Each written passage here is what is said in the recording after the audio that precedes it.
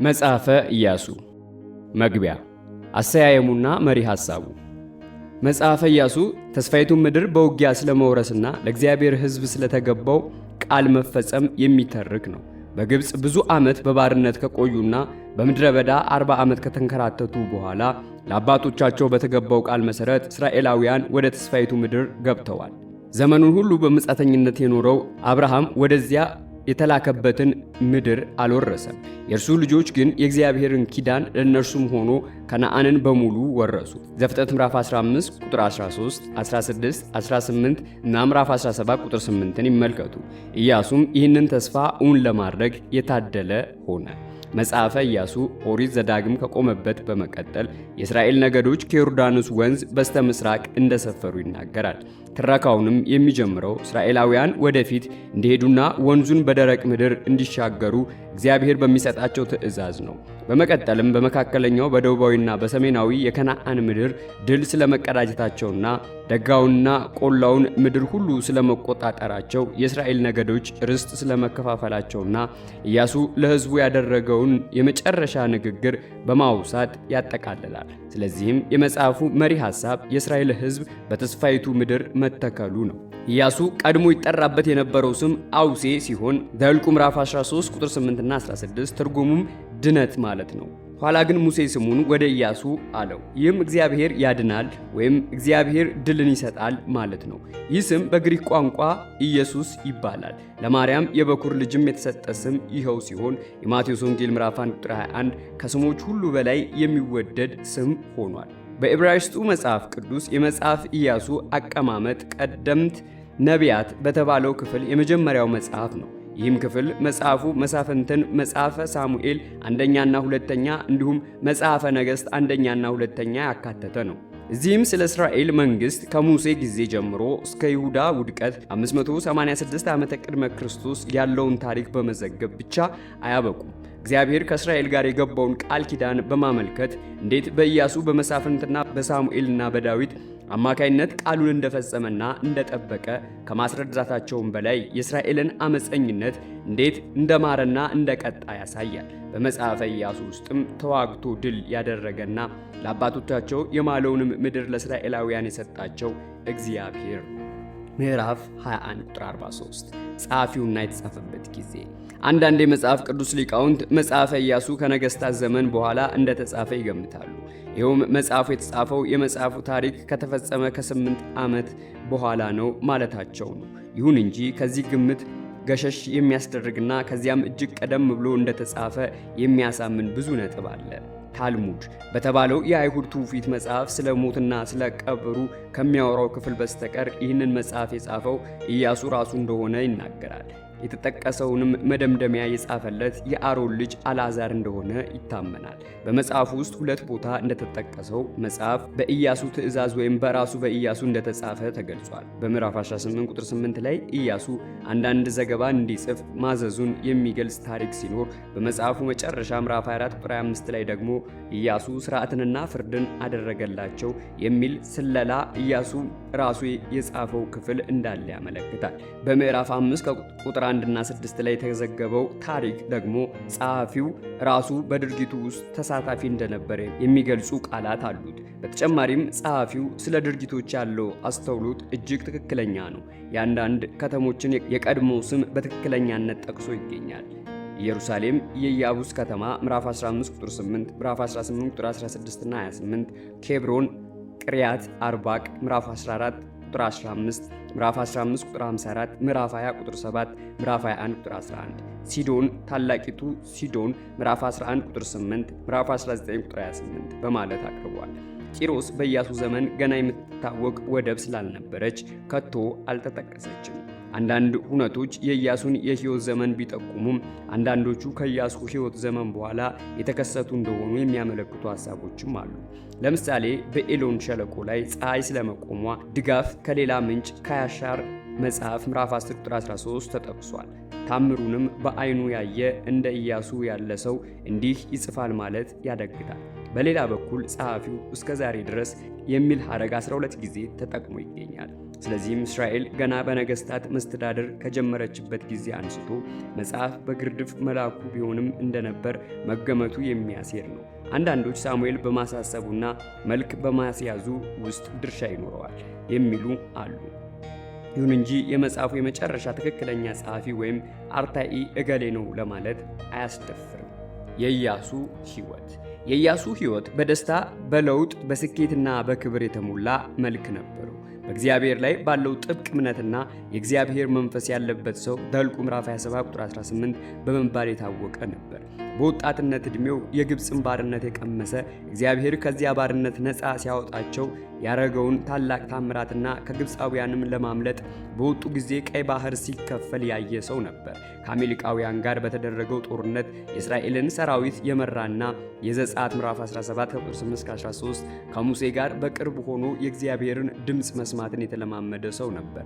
ዘጸአት ምዕራፍ 24 ቁጥር 13-14 ደግሞም መቅደሱ በቋሚነት ከመተከሉ በፊት ጊዜያዊ መገናኛ ድንኳን ለመጠበቅ ዘብ ይቆም ነበር። ዘጸአት ምዕራፍ 33 ቁጥር 11 ኢያሱ የከነዓንን ምድር ለመሰለል የራሱን ነገድ ኤፍሬም እንዲወክል ተመርጦ በተላከ ጊዜ እርሱና ካሌብ ብቻ የእግዚአብሔርን ፍቃድ ለመከተልና ምድሪቱን ለመውረስ ፈቃደኞች ሆኑ። ዘኍልቍ ምዕራፍ 14 ቁጥር 26-34 ሌሎቹ እንዲሁም ሙሴ እንኳ ሳይቀር በምድረ በዳ ሞቱ። ስለዚህም መሪነቱን ለኢያሱ ተላለፈ። እግዚአብሔርም ከሙሴ ጋር እንደነበረ ኢያሱንም እንደሚመራውና እንደሚያበረታው ተስፋ ሰጠው። ዘዳግም ምዕራፍ 31 ቁጥር 23 ኢያሱ የተዋጣለት የጦር መሪ ብቻ ሳይሆን የእስራኤልን ነገዶች በማስተዳደርም ብቃት አሳይቷል። ከሁሉም በላይ ሙሴ የመጀመሪያውን ሥራ ከግብ ለማድረስና የእስራኤልን መንግሥት በተስፋይቱ ምድር ለመመስረት እግዚአብሔር የመረጠው ሰው ነበር። ምዕራፍ 24 ቁጥር 29 የዘዳግም ምዕራፍ 34 ቁጥር 5 ማብራሪያ ይመልከቱ። ኢያሱ በብሉይ ኪዳን የነበረው ሚና የክርስቶስ ሕይወትና አገልግሎት ጎልቶ የሚታይበት ጥላ ምሳሌ ነው። የዕብራውያን ምዕራፍ 4 ቁጥር 1 እንዲሁም ከ6-8 ማብራሪያ ይመልከቱ። ታሪካዊ ዳራው እስራኤላውያን ወደ ከነዓን ለመግባት በሚጓዙበት ዘመን በመካከለኛው ምስራቅ አካባቢ የነበሩ መንግስታት ከእስራኤል አንጻር ደከም ያሉ ነበሩ። ኬጣውያን ኃይላቸው መንምኗል። ባቢሎናን፣ ግብፅ በከነዓን ምድር የጦር ኃይል አልነበራቸውም። አሦራውያን ቢሆኑ ሰራዊታቸው ወደዚህ ስፍራ የመጣው ከብዙ ዘመን በኋላ ነበር። በዚህ ጊዜ እስራኤልን የሚቋቋመው ኤዶም ብቻ ነበር። ሞዓብ ሳይወድ በግድ እስራኤላውያንን በምድረ መካከል እንዲያልፉና እንዲሰፍሩም ጭምር ፈቅዷል። ሁለቱም የአሞራውያን ነገሥታት እስራኤልን ለመቋቋም ቢነሱም በቀላሉ ተሸንፈው ምድራቸው ተወርሷል። የመጽሐፍ ቅዱስን ስነ ቅርጽ በቁፋሮ የሚያጠኑ ተመራማሪዎች ይህንን ዘመን የኋለኛው የናስ ዘመን ይሉታል። 1550 እስከ 1200 ዓመተ ቅድመ ክርስቶስ። አንዳንድ በቁፋሮ የተገኙ የቅርሳ ቅርስ መረጃዎች እንደሚጠቁሙት እስራኤል በሰፈረችበት በከነዓን ምድር የአረማውያን የባህልና የአምልኮ ዕቃዎች፣ መቅደሶችና መሠዊያዎች በብዛት መኖራቸውን፣ ምንም አይነት ሕዝቦች በእስራኤል ዙሪያ እንደነበሩ ያመለክታል። ብዙ የሥነ ቅርስ የቁፋሮ ማስረጃ ኢያሱ ከነዓንን የወረረው በ1250 ዓመተ ቅድመ ክርስቶስ ገደማ እንደነበረ ያመለክታል። በዘልማድ ግን 1406 ዓመተ ቅድመ ክርስቶስ እንደነበር ይገመታል። ወረራውና ጦርነቱ ከግብረ ገብ አንጻር ሲታይ የኢያሱን መጽሐፍ፣ ሌሎችንም የብሉይ ኪዳን መጽሐፍት የሚያነቡ ብዙ ሰዎች እግዚአብሔር ከሕዝቡ ጋር በሚኖረው ግንኙነት ውስጥ የጦርነት ሚና ምን ሊሆን እንደሚገባ ጥያቄ ይሆንባቸዋል። አንዳንዶች ይህንን ጥያቄ ለማስወገድ ከአዲስ ኪዳን ዘመን በፊት የነበረ ታሪክ በመሆኑ ክርስቲያናዊ ግብረ ገብ አይመለከተውም ይላሉ። ነገር ግን ልብ ሊባል የሚገባው በኢያሱ መጽሐፍ ውስጥ ያለው ጦርነት ሰው ፍላጎቱን ያገኘበት መንገድ ሳይሆን ከአምስቱ የሙሴ መጽሐፍት ጀምሮ እግዚአብሔር መለኮታዊ ጸጋውና ፍርዱን የገለጠበት የማዳን ታሪክ ቅጥያ መሆኑ ነው። ኢያሱ እስራኤልን ከነዓንን ለመውረስ በእግዚአብሔር እርዳታ ባደረጉት የድል ጦርነት ውስጥ ዋነኛ ሰው ሳይሆን ምድርና መላዋ የእርሱ የሆነችው እግዚአብሔር በአንድ የማዳን ታሪክ ደረጃ ላይ የምድርን አንድ ክፍል ከዚህ ዓለም ገዢ እንዴት ነጥቆ እንደወሰደና በሐሰተኛ አማልክትና በጦራቸው የሚመኩ መተታቸው ከንቱ እንደሆነ ያሳየበት ታሪክ ነው። ይህ መጽሐፍ እግዚአብሔር በባሪያው በኢያሱ መሪነት ኃጢአቷ እጅግ የበዛውን ከነዓንን ቀጥቶ ሕዝቡ ምድራቸውን እንዲወርስ ያደረገበት ታሪክ የሚያወሳ ነው። በዚህም ጊዜ ኃጢአታቸው ከልክ አልፎ ፍርድ እየጋበዘ ነበር። ዘፍጥረት ምዕራፍ 15 ቁጥር 16ን ይመልከቱ። መጽሐፈ ኢያሱ በምድር ላይ የነበሩ ብሔሮችና መንግስታትን የፈጠሩና የሚያስተዳድሩ ባዕዳን አማልክት እንደሆኑ በሚታመንበት ዘመን የእግዚአብሔር መንግስት እንዴት ወደ ዓለም ሕዝቦች መካከል ዘልቃ እንደገባች የሚያሳይ መጽሐፍ ነው። ስለዚህም እግዚአብሔር በከነዓናውያን ላይ የበላይነቱን በመግለጡ የእስራኤል አምላክ ብቻ ምድርን የሚያስተዳድር እውነተኛና ሕያው አምላክ መሆኑን ለዓለም አረጋግጧል። በተጨማሪም የእግዚአብሔር መንግስት ለመጋፋትም ሆነ ለመቃወም የሚነሳ መንግስት የሚፈነገል መሆኑን፣ በአንጻሩም ደግሞ ጌትነቱን ተቀብለው የሚያገለግሉ መንግስታት ብቻ እንደሚጸኑ ማስጠንቀቂያ ሆኗል። የእግዚአብሔር መንግስት ፍርድንና ማዳንን አጣምራ የያዘች እንደመሆኗ የታሪክ ፍጻሜና ሰውን ጨምሮ የፍጥረት ሁሉ የመጨረሻ ግብ ታመለክታለች። ስለዚህም የከነዓን ጦርነት በእግዚአብሔር የመዳን እቅድ ውስጥ ሆኖ በተለይ ጊዜ የተገለጠ ቅዱስ ጦርነት ነው። የተወረሰችው ምድርና በውስጧ የነበረው ሀብት የእግዚአብሔር እንጂ ለእስራኤላውያን የሚሰጥ አልነበረም። እስራኤል በዚህ መሰረት የእግዚአብሔር መንግስት አምሳያ ሆና ለሕዝቦች ክብርና በረከት እንድትሆን ተመሰረተች። ነገር ግን እርሷ ራሷ ታማኝ መሆኗ ቀርቶ የከነዓናውያንን የኑሮ ዘይቤ ብትከተል በከነዓን ላይ የደረሰው ሁሉ ይደርስባታል። ጦርነት የሰው ዘር በእኩይ መንገድ ግዛቱን ለማስፋፋት ሲል በራሱ ላይ የሚያመጣውን መርገም ነው። ነገር ግን እግዚአብሔር በማይሰሙትና በማይታዘዙት ላይ ሊመጣ ካለው የመጨረሻው እርግማን አንጻር ይህኛው እርግማን ቀላል ሆኖ ይገኛል። ሁለተኛውም ኢየሱስ ምንም እንኳ አሁን ዓለም በወንጌል እስክትዳረስ ቢታገስም የፍርድ ሰይፍ መዟል። ራዕይ ምዕራፍ 19 ቁጥር 11-16 ፍርዱም ተቃርቧል።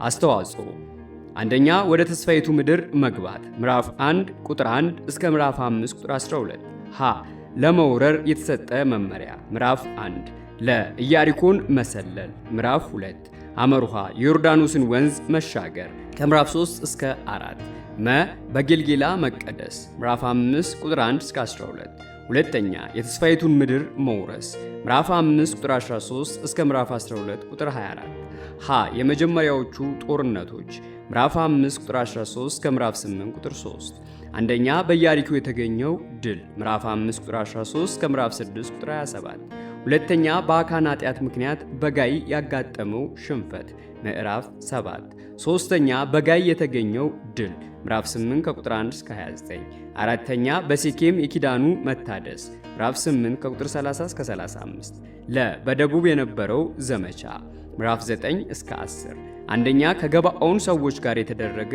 ውል ምዕራፍ 9 ሁለተኛ በገባኦን ላይ የቀን መዘምራን ምዕራፍ 10 ከቁጥር 1 እስከ 15 ሶስተኛ በደቡብ የነበሩ ከተሞች መያዛቸው ምዕራፍ 10 ከቁጥር 16 እስከ 43 አመርሃ በሰሜን የነበረው ዘመቻ ምዕራፍ 11 የተሸነፉ የከነዓን ነገሥታት ምዕራፍ 12 ሶስተኛ የርስት ክፍፍል ከዮርዳኖስ በስተ ምስራቅ ያለው ምድር ለሎቤል ለጋድና ለምናሴ ነገድ እኩሌታ መሰጠቱ ምዕራፍ 13 ከቁጥር 8 እስከ 33 አመሩሃ በጌልገላ ለይሁዳና ለዮሴፍ ነገዶች የተሰጠ ምድር ምዕራፍ 14 እስከ 17 ለተቀሩት ነገዶች የተሰጠው ምድር ምዕራፍ 18 እስከ 19 አንደኛ የመገናኛው ድንኳን በሴሎ ምዕራፍ 18 ከቁጥር 1 እስከ 10 ሁለተኛ ለብንያም ለስምዖን ለዛቢሎን ለይሳኮር ለአሴር ለንፍታሌምና ለዳን የተከፈለው ርስት ምዕራፍ 18 ቁጥር 11 እስከ ምዕራፍ 19 ቁጥር 48 ሶስተኛ ለኢያሱ የተሰጠው ከተማ ምዕራፍ 19 ከቁጥር 49 እስከ 51 ለሌዋውያን የተሰጡ ከተሞች ምዕራፍ 20 እስከ 21 አንደኛ ስድስቱ የመጻተኞች ከተሞች ምዕራፍ 20 ሁለተኛ 48ቱ የካህናት ከተሞች ምዕራፍ 21 አራተኛ መዝጊያ ክፍል የነገዶች አንድነትና ለጌታ ታማኝ መሆን ምዕራፍ 22 እስከ 24 በዮርዳኖስ አጠገብ ለምስክር የተሰራው መሠዊያ ምዕራፍ 22 የኢያሱ የስንብትና የምክር ቃል ምዕራፍ 23 አመሩሃ በሴኬም የኪዳኑ እንደገና መታደስ ምዕራፍ 24 ከቁጥር 1 እስከ 28 የኢያሱና የአልዓዛር መሞት መቀበር ምዕራፍ 24 ከቁጥር 29 እስከ 33 ምዕራፍ 1 ከቁጥር 1 እስከ 18 እግዚአብሔር የመረጠውን ዘዳግም ምዕራፍ 31 ከቁጥር 1 እስከ 8 ኢያሱም በሙሴ ምትክ በመሾም እስራኤል የዮርዳኖስን ወንዝ ተሻግረው የተስፋይቱን ምድር ለመውረስ የሚያካሂዱትን እንቅስቃሴ እንዲቀጥሉ ያደርጋል፣ ያደፋፍራቸዋልም። እንደሚሳካላቸውም ቃል ይገባላቸዋል። ይህ የሚደረግላቸው ግን ሕዝቡ በሙሴ አማካይነት የሰጣቸውን የእግዚአብሔርን ሕግ ሙሉ በሙሉ ሲፈጽሙ ብቻ ነው። ምዕራፉ በዘይት በቅደም ተከተል የታወቁ ንግግሮችን ይዟል። እግዚአብሔር የሕዝቡ መሪ እንደሆነ ለሚሾመው ለኢያሱ ትእዛዝ ይሰጣል። ቁጥር 1 እስከ 9 ኢያሱ እግዚአብሔርን ወክሎ ለእስራኤላውያን ንግግር ያደርጋል። ቁጥር 10 እስከ 15 እስራኤላውያን የእግዚአብሔርን ወኪልና የሙሴን ምትክ ለሆነው ለኢያሱ እንደሚታዘዙ ምላሽ ይሰጣሉ። እንግዲህ የመጽሐፉ ሁነቶች በቅደም ተከተል ተቀምጠዋል። በመጽሐፉ ውስጥ የተጠቀሱ የዋና ዋና ተዋናያንም ድርሻ በግልጽ ሰፍሯል። ምዕራፍ 1 ቁጥር 1 ሙሴ ከሞተ በኋላ ታሪኩ ኦሪት ዘዳግም ካቆመበት ከሙሴ ሞት የሚጀምር መሆኑን በማሳየት ድርጊቱ የተፈጸመበትን ጊዜና የድርጊቱን ሁኔታና ወዲያውኑ ይገልጻል። ኢያሱ ከሞተ በኋላ መሳፍንት ምዕራፍ 1 ቁጥር 1 ከሚለው ጋር ያነጻጽሩ። የእግዚአብሔር ባሪያ የዘጸአት ምዕራፍ 14 ቁጥር 31፣ የዘዳግም ምዕራፍ 34 ቁጥር 5፣ የመዝሙር ምዕራፍ 18 ርዕስ፣ የኢሳይያስ ምዕራፍ 41 ቁጥር 8 እስከ 9፣ ምዕራፍ 42 ቁጥር 1ን ማብራሪያ ይመልከቱ። የሙሴ አገልጋይ ኢያሱ የሙሴ ምክትል ሆኖ ለብዙ ዓመት ያገለገለበት ማዕረግ ነው። ዘኍልቍ ምዕራፍ 1 ቁጥር 2 እንዲሁም ዘጸአት ምዕራፍ 24 ቁጥር 13፣ ምዕራፍ 33 ቁጥር 11፣ ዘዳግም ምዕራፍ 1 ቁጥር 38ን ይመልከቱ። ምዕራፍ 1 ቁጥር 2 ዮርዳኖስ ወንዝ። ወንዙ በየዓመቱ አብዛኛውን ጊዜ በኢያሪኮ አቅራቢያ ከፍተኛ የውሃ መጠን ያለው፣ በዚህ ጊዜ ወርዱ ከ24.37 እስከ 30.46 ሜትር ሚደርስ ነው። በሚሞላበት ጊዜ ግን ወርዱ እስከ 1.6 ኪሎ ሜትር ይደርሳል። በዚህ ጊዜ ወንዙን ለመሻገር እጅግ አዳጋች ነው። ወደምሰጣቸው ምድር የአምስቱ የሙሴ መጻሕፍት መሪ ሐሳብ ነው። ዘፍጥረት ምዕራፍ 12 ቁጥር 1፣ ምዕራፍ 50 ቁጥር 24፣ ዘጸአት ምዕራፍ 3 ቁጥር 8፣ ምዕራፍ 23 ቁጥር 31፣ ዘዳግም ምዕራፍ 1 ቁጥር 8ን ይመልከቱ። ኢያሱ ይህንን የእግዚአብሔርን ተስፋ ቃል ፍጻሜ በጥንቃቄ መዝግቧል። ምዕራፍ 1 ከቁጥር 3 እስከ 5፣ ዘዳግም ምዕራፍ 11 ከቁጥር 24 እስከ 25ን ይመልከቱ። ምዕራፍ 1 ቁጥር 4 ለእስራኤል ሊሰጥ ቃል የተገባው ምድር የቆዳ ስፋቱ ከየት እስከ የት እንደሆነ የሚገልጹ ክፍሎች ያላቸው ሐሳብ የተለያየ ነው። ይህን ክፍልና ዘፍጥረት ምዕራፍ 15 ቁጥር 18ን ከዘዳግም ምዕራፍ 34 ከቁጥር 1 እስከ 4 ጋር ያነጻጽሩ። ሆኖም በዚህ ክፍል ላይ የምናነበው የምድሪቱን ከፍተኛ የቆዳ ስፋት ሲሆን እስራኤላውያን ይህንን ያህል ከፍተኛ የቆዳ ስፋት ያለውን ምድር የያዙት ዳዊትንና ሰለሞንን ጠላቶቻቸው ድል ካደረጉ በኋላ ነው። የከነዓን ምድር ኬጣውያን ወደ ሰሜን አፈግፍገው ከሰፈሩ በኋላ እንኳ የኬጥ ምድር ተብላ ጠራ ነበር። ኢያሱ ግን እንዲይዝ የታዘዘውን ምድር ሁሉ መያዝ ነበረበት። እግሩ የረገጠው ምድር ሁሉ የእርሱ ነው። ኢያሱ ድል 12ቱ የእስራኤል ነገዶች አብዛኛውን ማዕከላዊ ተራራማ አገርና የኔጌብ ክፍል እንዲይዙ አስችሏቸዋል። ምዕራፍ 1 ቁጥር 1 ከአንተም ጋር እሆናለሁ መመራት መበርታትና ድል ማድረግ እንዲችል ነው። ምዕራፍ 1 ቁጥር 6 ለቀደሙት አባቶቻቸው የማልሁላችሁን ምድር ረጅም ዘመን ሲጠብቅ የኖረው ለአብርሃምና ዘፍጥረት ምዕራፍ 15 ቁጥር 7 እንዲሁም ከ8 እስከ 21 ለያዕቆብ ዘሮች ዘፍጥረት ምዕራፍ 28 ቁጥር 15 ሊሰጥ ቃል የተገባው ርስት ነው። ምዕራፍ 1 ቁጥር 7 በጥንቃቄ ጠብቅ። ድል ማድረግ የሚቻለው እግዚአብሔር የሰጠውን መመሪያ በሙሉ መጠበቅ ሲቻል ብቻ ነው። ዘዳግም ምዕራፍ 8 ቁጥር 1፣ ምዕራፍ 11 ቁጥር 8 እንዲሁም ከ22 እስከ 25ን ይመልከቱ። ምዕራፍ 1 ቁጥር 8 የሕግ መጽሐፍ የእግዚአብሔርን ቃል የያዙትን አምስቱን የሙሴ መጽሐፍት የሚያመለክት ነው። እግዚአብሔር ሕጉን በሲና ተራራ ላይ ከሰጠበት ጊዜ ጀምሮ ሕጉ በሚገባ ተመዝግቦ ተይዞ ነበር። ከአፍህ ዘዳግም ምዕራፍ 4 ከቁጥር 9 እስከ 10፣ ምዕራፍ 6 ከቁጥር 6 እስከ 7፣ ምዕራፍ 11 ቁጥር 19ን ይመልከቱ። ሕጉ አብዛኛውን ጊዜ በቃል ይነበባል። ከዘዳግም ምዕራፍ 30 ከቁጥር 9 እስከ 14፣ ከሐዋርያት ሥራ ምዕራፍ 8 ቁጥር 30 ጋር ያነጻጽሩ። ከሐሳብህ አትለየው። መዝሙር ምዕራፍ 1 ቁጥር 2ን ይመልከቱ። ምዕራፍ 1 ቁጥር 9 አላዘዝኩህምን? የተናጋሪውን ስልጣን የሚያመለክት መልስ አዘል ጥያቄ ነው። ምዕራፍ 1 ቁጥር 10 ኢያሱም አዘዛቸው። በዚህ ጊዜ ኢያሱ ሕዝቡን የማዘዝ ሙሉ ስልጣን ነበረው። አለቆች ምናልባት ሙሴ በሕዝቡ ላይ የሾማቸውን ሰዎች የሚያመለክት ነው። ዘጸአት ምዕራፍ 18 ቁጥር 21፣ ዘዳግም ምዕራፍ 1 ቁጥር 15። ምዕራፍ 1 ቁጥር 11 ስንቃችሁን ወደፊት ለሚጠብቃቸው ረጅም ጉዞ የሚያስፈልጋቸውን ምግብ ነው።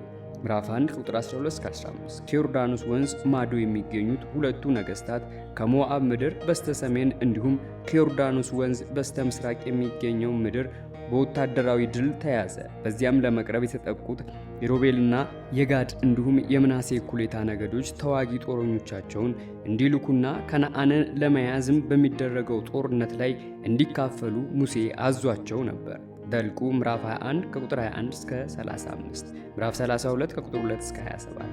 የተስፋይቱ ምድር ለመውረስ በሚደረገው ዘመቻ ላይ መላው የእስራኤል ሕዝብ መሳተፍ አለበት። ምዕራፍ 1 ቁጥር 13 ያሳርፋችኋል በብሉይ ኪዳን ውስጥ ትልቅ ስፍራ ይዞ የሚገኝ እሳቤ ነው። የዘዳግም ምዕራፍ 3 ቁጥር 20፣ የሁለተኛ ሳሙኤል ምዕራፍ 7 ቁጥር 1 እና 11 ማብራሪያ ይመልከቱ። ይህም ድንበርን በንቃት መጠበቅን፣ ከጎረቤት አገሮች ጋር በሰላም መኖርና በምሪቱ ውስጥም ለሕይወትና ለኑሮ አስጊ የሆኑ ነገሮችን ማስወገድ ያጠቃልላል። የአንደኛ ነገሥት ምዕራፍ 5 ቁጥር 4 ማብራሪያ ይመልከቱ። ምዕራፍ 1 ቁጥር 14 ተዋጊዎቻችሁ ከነሙሴ ትጥቃቸው ዕድሜያቸው ከ20 ዓመት በላይ ለምሳሌ ዘጸአት ምዕራፍ 38 ቁጥር 26ን ይመልከቱ። የሆነ የጦር መሳሪያ መሸከም የሚችሉትንና ጦረኞች የሆኑትን ማለት ነው። ምዕራፍ 1 ቁጥር 18 የሚያምጽ ሁሉ ሕዝብ እስራኤል ኢያሱ ከተናገረው ጋር ሙሉ በሙሉ የተቀበሉ መሆናቸውን በመሐላ ካረጋገጡ በኋላ የተናገረውን ቃል የማይፈጽም ሰው በመካከላቸው ቢኖር በሞት እንዲቀጣ ተስማሙ። ለምሳሌ የከነዓን ሞት ምዕራፍ 7 ቁጥር 15 ጽና አይዞህ። ሕዝቡ ኢያሱን ያበረታታበት ቃል እግዚአብሔር ኢያሱን ለማበረታታት የተናገረውን ቃል የሚያንጸባርቅና የሚያጠነክር ነው። ቁጥር 6 እስከ 7 እና 9 ምዕራፍ 2 ቁጥር 1 እስከ 24 የሁለቱን ሰላዮች ተልእኮና የረዓብን ታሪክ የያዘ ክፍል ነው። እንደ ጦርነት ሁሉ ሰላምም ረጅም ዕድሜ አለው። ከመሳፍንት ምዕራፍ 7 ከቁጥር 10 እስከ 11 ከአንደኛ ሳሙኤል ምዕራፍ 26 ቁጥር 16 ጋር ያነጻጽሩ። ረዓብ የእስራኤልን አምላክ የምታመልክና በዕብራውያን መካከል የምትታወቅ ሴት ሆነች። በአዲስ ኪዳንም ስለ እምነቷ ዕብራውያን ምዕራፍ 11 ቁጥር 31 ስለ መልካም ሥራዋ ያዕቆብ ምዕራፍ 2 ቁጥር 25 ተመስግናለች። ምዕራፍ 2 ቁጥር 1 ከሰጢም ላክ ውጊያ የሚካሄደው በዮርዳኖስና በኢያሪኮ ትይዩ በሚገኘው የሞዓብ ምድር ላይ ነው። ዘኍልቍ ምዕራፍ 33 ከቁጥር 48 እስከ 49 ሰጢም የሚለው የዕብራይስጡ ቃል የግራር እንጨት ማለት ሲሆን የሚገኘውም ከፊል በረሃማ በሆኑ አካባቢዎች ነው። በተለይም የኢያሪኮን ከተማ ሰላዮች በተለየ ሁኔታ እንዲያጠኗት ተደርጓል። ኢያሪኮ በግንብ የተቀጠረች ዘውትር ለእምነቷ ጠብቃ እንድትኖር የሚያስችላት የውሃ ምንጭ ያላትና ከዮርዳኖስ ወንዝ በስተምዕራብ 8 ኪሎ ሜትር ያህል ርቃ የምትገኝ ከተማ ናት። ስሟም የጨረቃ ከተማ የሚል ትርጉም ሊኖረው ይችላል። የሥነ ቅርስ መረጃዎች እንደሚያመለክቱት ከተማዋ ከ7000 ዓመተ ቅድመ ክርስቶስ ወዲህ ለበርካታ ጊዜ ስትወረር ኖራለች። ጋለሞታ ጆሴፌስና ሌሎች የጥንት ጸሐፊዎችን እንደሚያመለክቱት ረዓብ ባለቡና ቤት ናት። ይሁን እንጂ ዕብራውያን ምዕራፍ 11 ቁጥር 31፣ ያዕቆብ ምዕራፍ 2 ቁጥር 25ን ይመልከቱ። ምዕራፍ 2 ቁጥር 2 የኢያሪኮ ንጉሥ የከነዓን ዋና ዋና ከተሞች የየራሳቸው መንግሥት የነበራቸው ሲሆን ለእያንዳንዳቸውም ንጉሥ ነበራቸው። በ14ኛው ምዕተ ዓመተ ቅድመ ክርስቶስ የተጻፉት የአማርኛ ደብዳቤዎች ይህንኑ ያረጋግጣሉ። ምዕራፍ 2 ቁጥር 6 የተልባ እግር ውስጥ ደብቃቸው ነበር። በመካከለኛው ምስራቅ የቤት ጣራዎች እስከ ዛሬ ድረስ የእህልና የአገዳ ማስጫ በመሆን ያገለግላሉ። ረዓብ ሁለቱን የእስራኤል ሰዎች ከሞት ያተረፈቻቸው የራሷን ሕይወት ለአደጋ በማጋለጥ ነው። ምዕራፍ 2 ቁጥር 7 ዮርዳኖስ መሻገሪያው የወንዙ ጥልቀት እጅግ አነስተኛ በሆነበት ከበዛም 3 ጫማ ያህል ብቻ ከፍ በሚልበት መልካ በኩል ነው። ምዕራፍ 2 ቁጥር 8 እስከ 11 የረዓብ እምነት አንድ ጉዳይ ላይ የሚያተኩር መዋቅር አለው።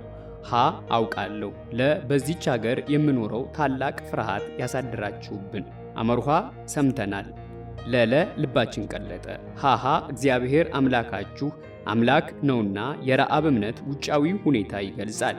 ሀ እስከ ሃሃ ውስጣዊ ሁኔታ፣ ለ እስከ ለለ ሰላዮቹ ተመልሰው ለኢያሱ ያቀበሉትን ወታደራዊ መረጃ ይገልጻል። የመዋቅሩ እምብርት ደግሞ ሐመሩሃ ቁጥር 10 የከነዓናውያንን ልብ ያቀለጠውንና ረዓብ ከከነዓንና የከነዓናውያንን አማልክት ትታ የእስራኤልን አምላክ ያህዌን እንድትቀበል ያደረጋትን ዜና ባጭሩ ይዟል። ረዓብ በእግዚአብሔር ላይ ያላት እምነትና እግዚአብሔር በኃያላን ጠላቶች ላይ ስለተቀዳጀው ድል ያገኘችው ትክክለኛ ዜና አስገራሚ ነው። የከነዓናውያን ልብ በፍርሃት መቅለጥን መስማት ቁጥር 9 ለሰላዮቹ እጅግ ጠቃሚ መረጃ ነበር። ምዕራፍ 2 ቁጥር 10 ፈጽሞ ያጠፋችኋቸውን አማራጭ ትርጉሙን ይመልከቱ። ምዕራፍ 2 ቁጥር 12 በጎነትን ለአባቴ ቤት እንድታሳዩ። በጎነትን የሚለውን ለመግለጽ የገባው የዕብራይስጡ ቃል አብዛኛውን ጊዜ ፍቅር ወይም ዘላለማዊ ፍቅር ተብሎ የተተረጎመ ሲሆን ቃሉ ብዙ ጊዜ የሚያመለክተው እግዚአብሔር ለሕዝቡ የሚገልጸውን ኪዳናዊ ፍቅር ወይም ሰዎች ለሌሎች ማሳየት የሚገባቸውን ፍቅር ነው። ረዓብ ሰላዮቹ የተቀበለቻቸው ልክ እንደ አዲስ እስራኤላዊት ሆና ነው። እዚህ ላይ እነርሱም በበኩላቸው እርሷን እንደ እስራኤላውያን እንዲያዩዋት ትለምናለች። መተማመኛ የሚሆን ምልክትም ቤተሰቧን በሙሉ ለማትረፍ በመሐላ ቃል ገቡላት። ቁጥር 14 ምዕራፍ 2 ቁጥር 14 ቃላችንን ያልጠበቅን እንደሆነ እኛ በአንቺ ምትክ እንሙት ማለታቸው ነው። በጎነትና ታማኝነት ሰላዮቹ የገቡት ቃል ረዓብ በቁጥር 12 ላይ የጠየቀችውን የሚዘክር ነው። እግዚአብሔር ምድሪቱን በሚሰጠን ጊዜ እስራኤላውያን በኢያሪኮ ከተማ ላይ ድል እንዲጎናጸፉ እርግጠኛ ሆነዋል። ምዕራፍ 2 ቁጥር 15 የመኖሪያ ቤቷ የከተማውን ቅጥር ተጠግቶ የተሰራ ስለነበረ የኢያሪኮ ከተማ ነዋሪዎች ቤቶቻቸውን የሚሰሩት ከከተማው ቅጥር ጋር አያይዘው እንደሆነ የሥነ ቅርስ ጥናት መረጃዎች ያመለክታሉ። ይህ መረጃ ከኢያሱ ዘመን በፊት ይሰሩ የነበሩትን ቤቶች የሚያመለክት ቢሆንም ስለዚህ ቅርስ በሚገባ እንድንረዳ አስተዋጽኦ ያደርጋል። በአንጻሩም በጥንት ዘመን የሚሰሩት ቅጥሮች በውስጥ በኩል ለመኖሪያ የሚያገለግሉ ክፍሎች ያሏቸው ስለሆነ ረዓብ ምናልባትም ከነዚህ ክፍሎች ውስጥ አንዱን ወይም ሁለቱን ሳትይዝ አትቀርም። ምዕራፍ 2 ቁጥር 18 ይህንን ቀይ ፍትል መስኮት ላይ የዚህ ቀይ ፈትል ምልክት አገልግሎት እግዚአብሔር የግብፅም በኩራት በመታ ጊዜ የፋሲጋ በግ ደም ከሰጠው አገልግሎት ጋር ተመሳሳይ ነው። ዘጸአት ምዕራፍ 12 ቁጥር 13 እንዲሁም ከ22 እስከ 23 ይመልከቱ። የጥንቷ ቤተ ክርስቲያን የደም መልክ ያለውን ፈትል የክርስቶስ የስርኤት መስዋዕት አምሳል አድርጋ ትመለከተው ነበር። ምዕራፍ 2 ቁጥር 19 የደሙ ባለ ዕዳ እንሆናለን። በሌላ ሰው ሞት በኃላፊነት ተጠያቂ ለመሆን የሚቀርብ መሐላ ነው። ምዕራፍ 2 ቁጥር 22 ወደ ኮረብቶቹ ከጥንታዊቷ የኢያሪኮ ከተማ በስተምዕራብ በኩል የሚገኝ ስፍራ ተራራማና ሸለቋማ በመሆኑ ሁለቱን ሰላዮች ከአሳዳጆቻቸው በቀላሉ እንዲያመልጡ አስችሏቸዋል። ምዕራፍ 3 ከቁጥር 1 እስከ ምዕራፍ 4 ቁጥር 24 እስራኤላውያን የዮርዳኖስን ወንዝ መሻገራቸውና ጌልጌላ በሚገኘው ሰፈር የመታሰቢያ ድንጋዮች መተከላቸውን የሚያወሳ ክፍል ነው።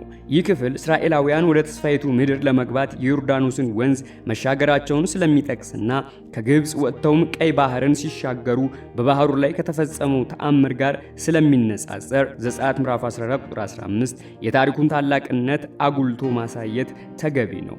የእስራኤላውያን እምነት በጽኑ ሊፈተን በተቃረበ ጊዜ በአባቶቻቸው አምላክ ላይ ያላቸው እምነት እየታደሰና እየጠነከረ ሄደ።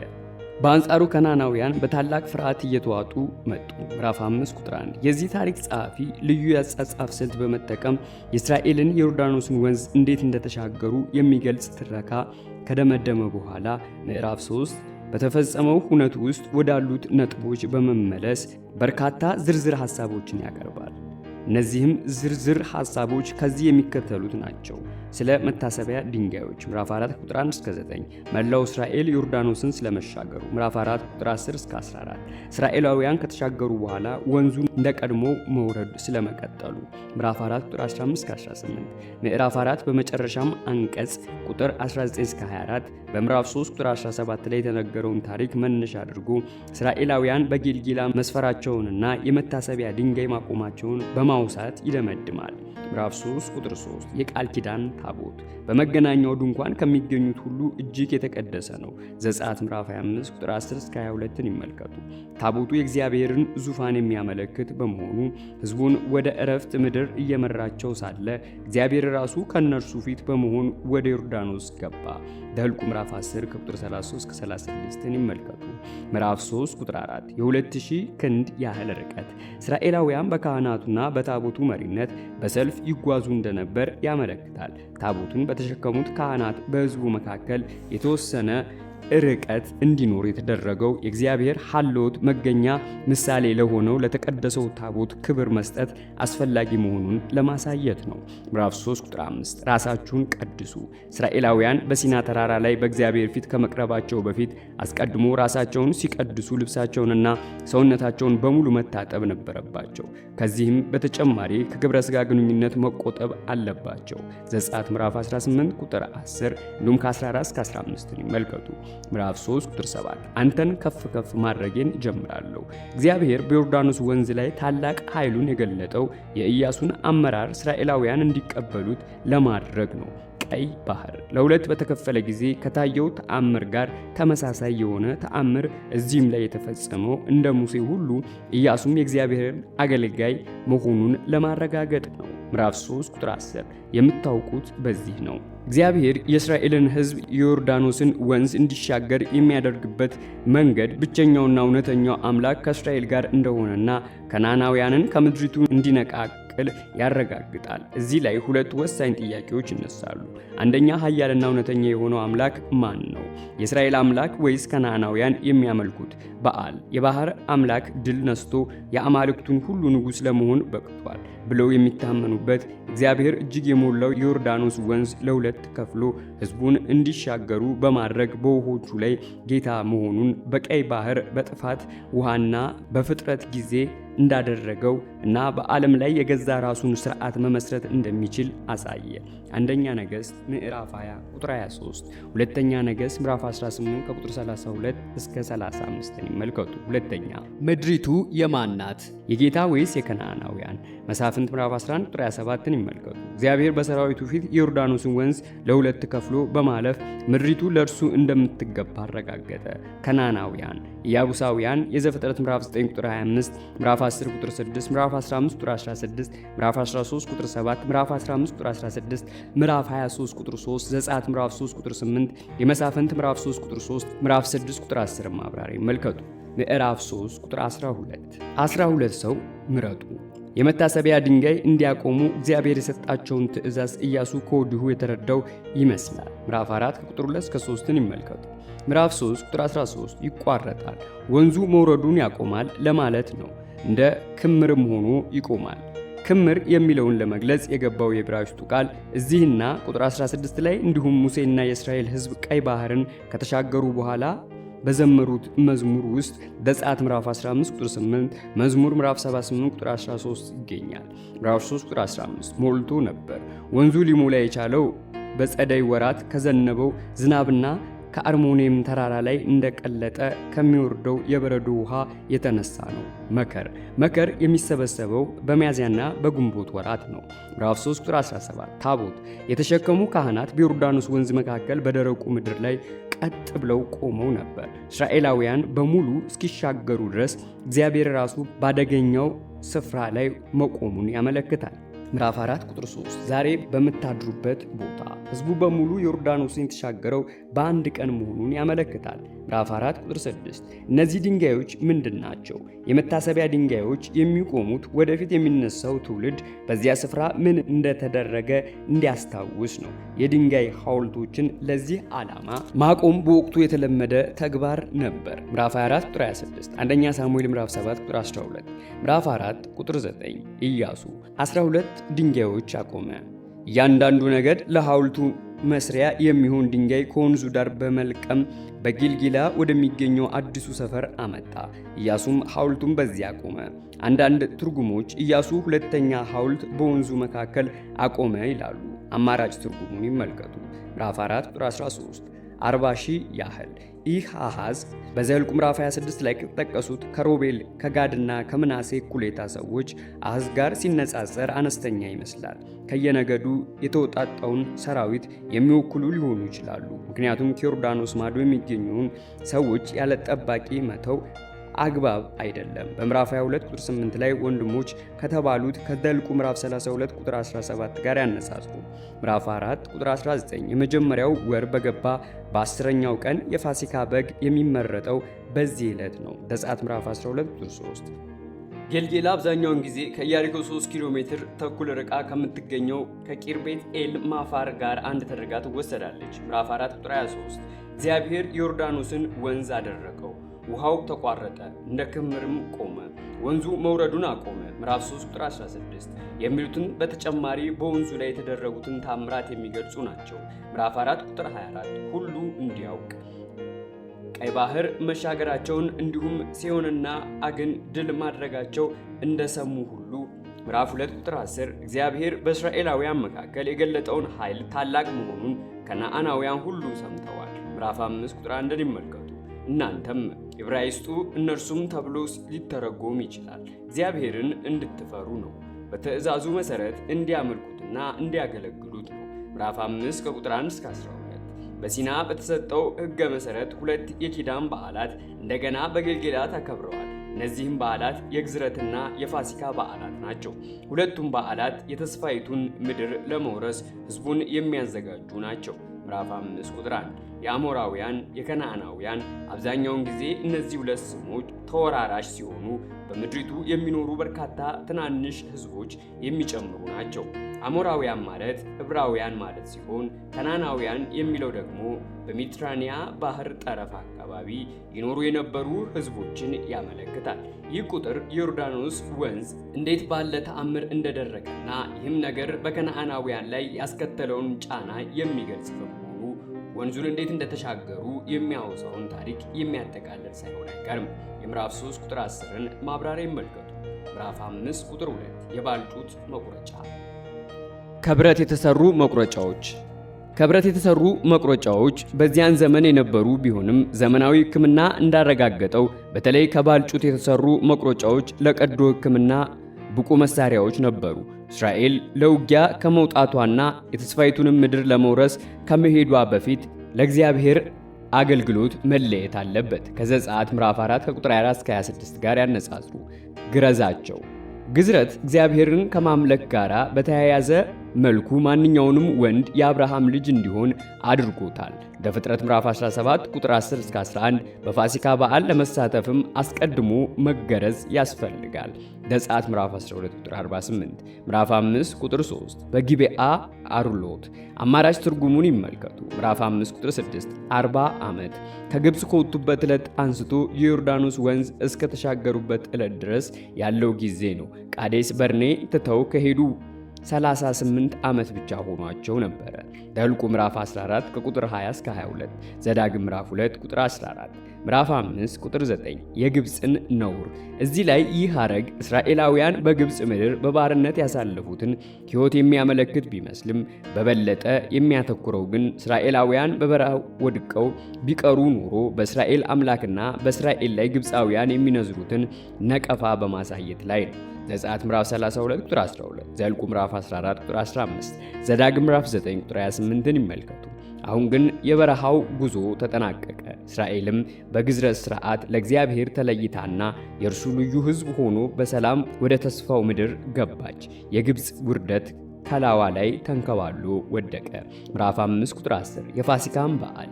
በዓሉ የሚከበረው የዓመቱ መጀመሪያ ወር በሆነው በአቢብ ወር ነው። ዘጸአት ምዕራፍ 12 ቁጥር 2 በወሩ 14ኛ ቀን ጀምሮ ልትጠልቅ ስትቃረብ የፋሲካ በግ ይታረዳል። ከዚያም በእሳት ተጠብሶ በዚያኑ ሌሊት ይበላል። ዘጸአት ምዕራፍ 12 ከቁጥር 5 እስከ 8 እስራኤላውያን ከግብፅ ከወጡ ከአንድ ዓመት በኋላና በሲና ተራራ ላይ የፋሲካን በዓል ከማክበራቸው በፊት በከነዓን ድንበር አካባቢ በእግዚአብሔር ላይ አምፀው ስለነበር ከግብፅ ምድር የወጣው ትውልድ ሁሉ በምድረ በዳ እንዲንከራተት ተቀጣ። ዘኍልቍ ምዕራፍ 14 ከቁጥር 21፣ ምዕራፍ 14 ቁጥር 21 እስከ 23፣ ቁጥር 29 እስከ 35። በመሆኑም ለዚህ ትውልድ የፋሲካ በዓል ማክበር ከፍርድ ማምለጥ የጎላ ትርጉም ላይሰጠው ይችላል። ምዕራፍ 5 ቁጥር 11 ያልቦካ ቂጣና ያለ እርሾ የተጋገረ ቂጣ ነው። ይህም የፋሲካ በዓል ከሚውልበት ቀን ቀጥሎ ባሉት 7 የበዓል ቀናት የሚበላ ነው። ዘጸአት ምዕራፍ 12 ቁጥር 15፣ ዘሌዋውያን ምዕራፍ 23 ቁጥር 6 ምዕራፍ 5 ቁጥር 12 መና አልወረደላቸውም። እስራኤላውያን መና ከመብላት የምድሪቱን ፍሬ ቁጥር 11 ወደ መብላት በተሸጋገሩ ጊዜ ለ40 ዓመታት እግዚአብሔር በሚያዘጋጅላቸው ልዩ ምግብ ላይ መደገፋቸው አበቃ። መና እግዚአብሔር በምድረ በዳ ለሕዝቡ ያዘጋጀው ልዩ ምግብ ነው። ከዚህም በኋላ ግን ከተስፋይቱ ምድር የሚገኘውን ፍሬ ሰጣቸው። ምዕራፍ 5 ቁጥር 13 እስከ ምዕራፍ 6 ቁጥር 5 የተስፋዋን ምድር ለመውረስ የተደረገውን ፍልሚያ የሚያወሳው ታሪክ የሚጀምረው ድንገት በታየውና ራሱን የእግዚአብሔር ሰራዊት አለቃ ምዕራፍ 5 ቁጥር 14 ብሎ በጠራው ሰማያዊ መልእክተኛ ነው። ምዕራፍ 5 ቁጥር 13 ኢያሱ በኢያሪኮ አጠገብ ሳለ የእግዚአብሔርን ሰራዊት የሚመራው ኢያሱ በቅርብ የሚገኘውን የከነዓናውያንን ምሽግ ለመሰለል ወጥቶ ነበር። ነገር ግን ሌላ የጦር አለቃ ቀድሞት በቦታው ተገኘ። ሰው ቆሞ ይህን ገጠመኝ ብዙዎች እግዚአብሔር ራሱ በሰው አምሳል አስተስርዮ እግዚአብሔር እንደተገለጠ ይረዱታል። ሌሎች ደግሞ ክርስቶስ አስተስርዮ ክርስቶስ እንደተገለጠ ያስባሉ። ይሁን እንጂ መልእክትም ለተመሳሳይ ተልእኮ በዚሁ መልክ የተገለጠበት ጊዜ አለ። መሳፍንት ምዕራፍ 6 ቁጥር 11፣ ምዕራፍ 13 ቁጥር 3 የቀሩትም የሰማይ ሰራዊት ነው ይላሉ። ዳንኤል ምዕራፍ 10 ቁጥር 5፣ ምዕራፍ 20 እንዲሁም ምዕራፍ 12 ቁጥር 1፣ ምዕራፍ 5 ቁጥር 14 አይደለሁም። ኢያሱና እስራኤላውያን ስፍራቸውን ማወቅ አለባቸው። እግዚአብሔር ከነርሱ ወገን ስለሆነ ሳይሆን ውጊያው የእግዚአብሔር በመሆኑ መዋጋት ይገባቸዋል። የእግዚአብሔር ሰራዊት አለቃ እግዚአብሔር በምድር ያለውን ውጊያ እንዲመራ የሰማይ ሰራዊቱ አለቃ ልኳል። ኢያሱም ከዚህ ከእግዚአብሔር ሰራዊት አለቃ ትእዛዝ መቀበል ይገባዋል። ምዕራፍ 6 ከቁጥር 2 እስከ 5። በተጨማሪም ቆይተው የታዩ ሁኔታዎች እንደሚያረጋግጡት የሰማይ ሰራዊት ለእስራኤል እንደሚዋጋ ማወቅ አለበት። ጌታዬ የበላይ ለሆነ የሚሰጥ የአክብሮት ስም ነው። ምዕራፍ 5 ቁጥር 15 ሙሴ ፈርዖንን እንዲቋቋም በእግዚአብሔር ተሹሞ እንደነበረ ሁሉ ዘጸአት ምዕራፍ 3 ቁጥር 5 ኢያሱንም የእግዚአብሔርን ውጊያ እንዲመራና ከነዓንን እንዲይዝ እግዚአብሔር ሾመው።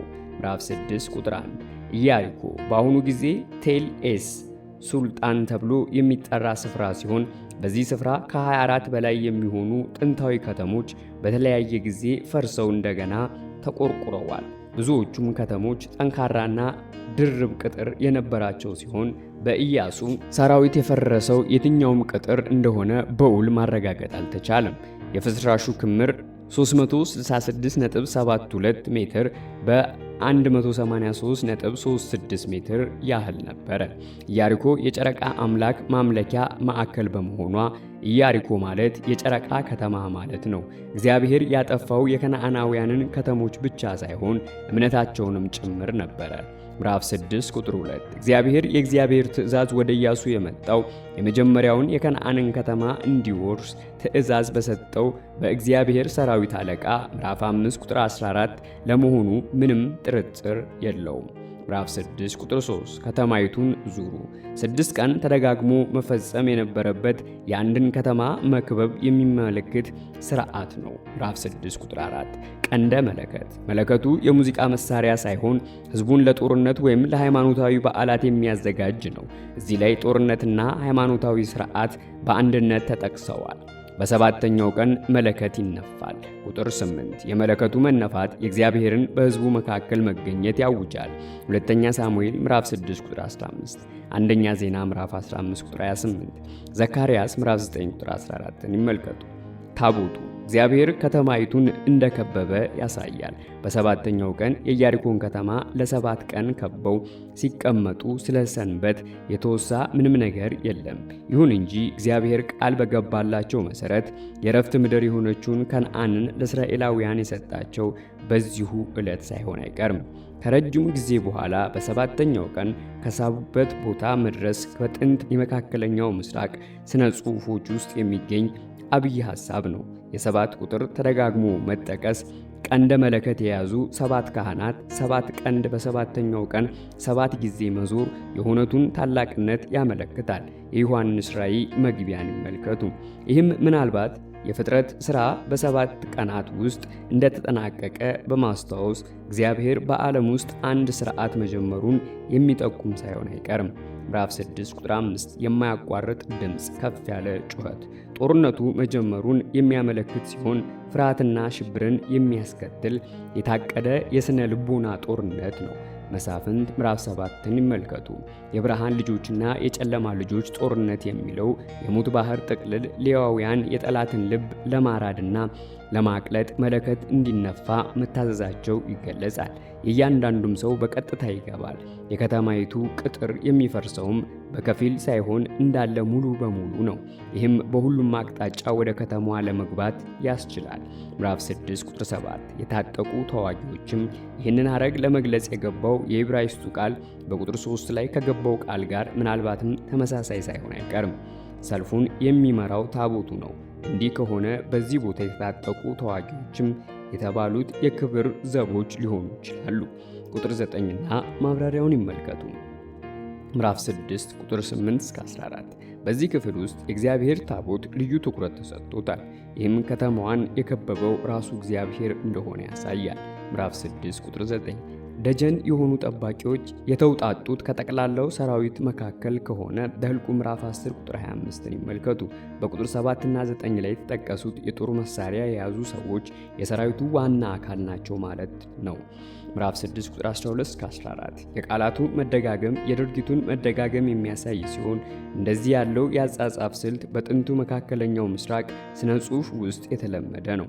ምዕራፍ 6 ቁጥር 17 የተለየ አማራጭ ትርጉሙን ይመልከቱ። በዚህ አይነት ለእግዚአብሔር የተሰጠው ፍጹም ይደመሰሳል። ቁጥር 18 እና 21ን ይመልከቱ።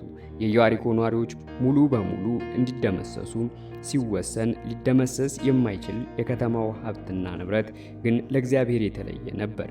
ቁጥር 19 በሙሴ ሕግ መሠረት ድምሰሳው ለመስዋዕትነት በሚቀርቡ እንስሳት፣ ለእግዚአብሔር በሚሰጡ ንብረቶችና ሞት በሚገባቸው ማናቸውም ሰው ላይ ተፈጻሚ ይሆናል።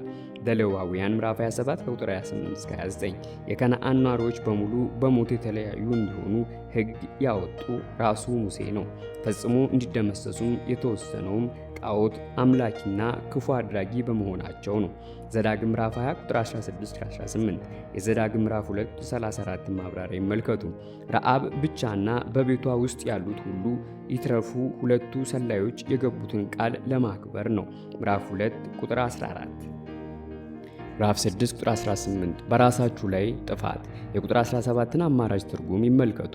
እስራኤል እግዚአብሔር ፈጽሞ ይደመሰስ ያለው ነገር ለራሱ ብትወስድ ራሷ ፈጽማ ትደመሰሳለች። ምዕራፍ 6 ቁጥር 25 በእስራኤላውያን መካከል ትኖራለች።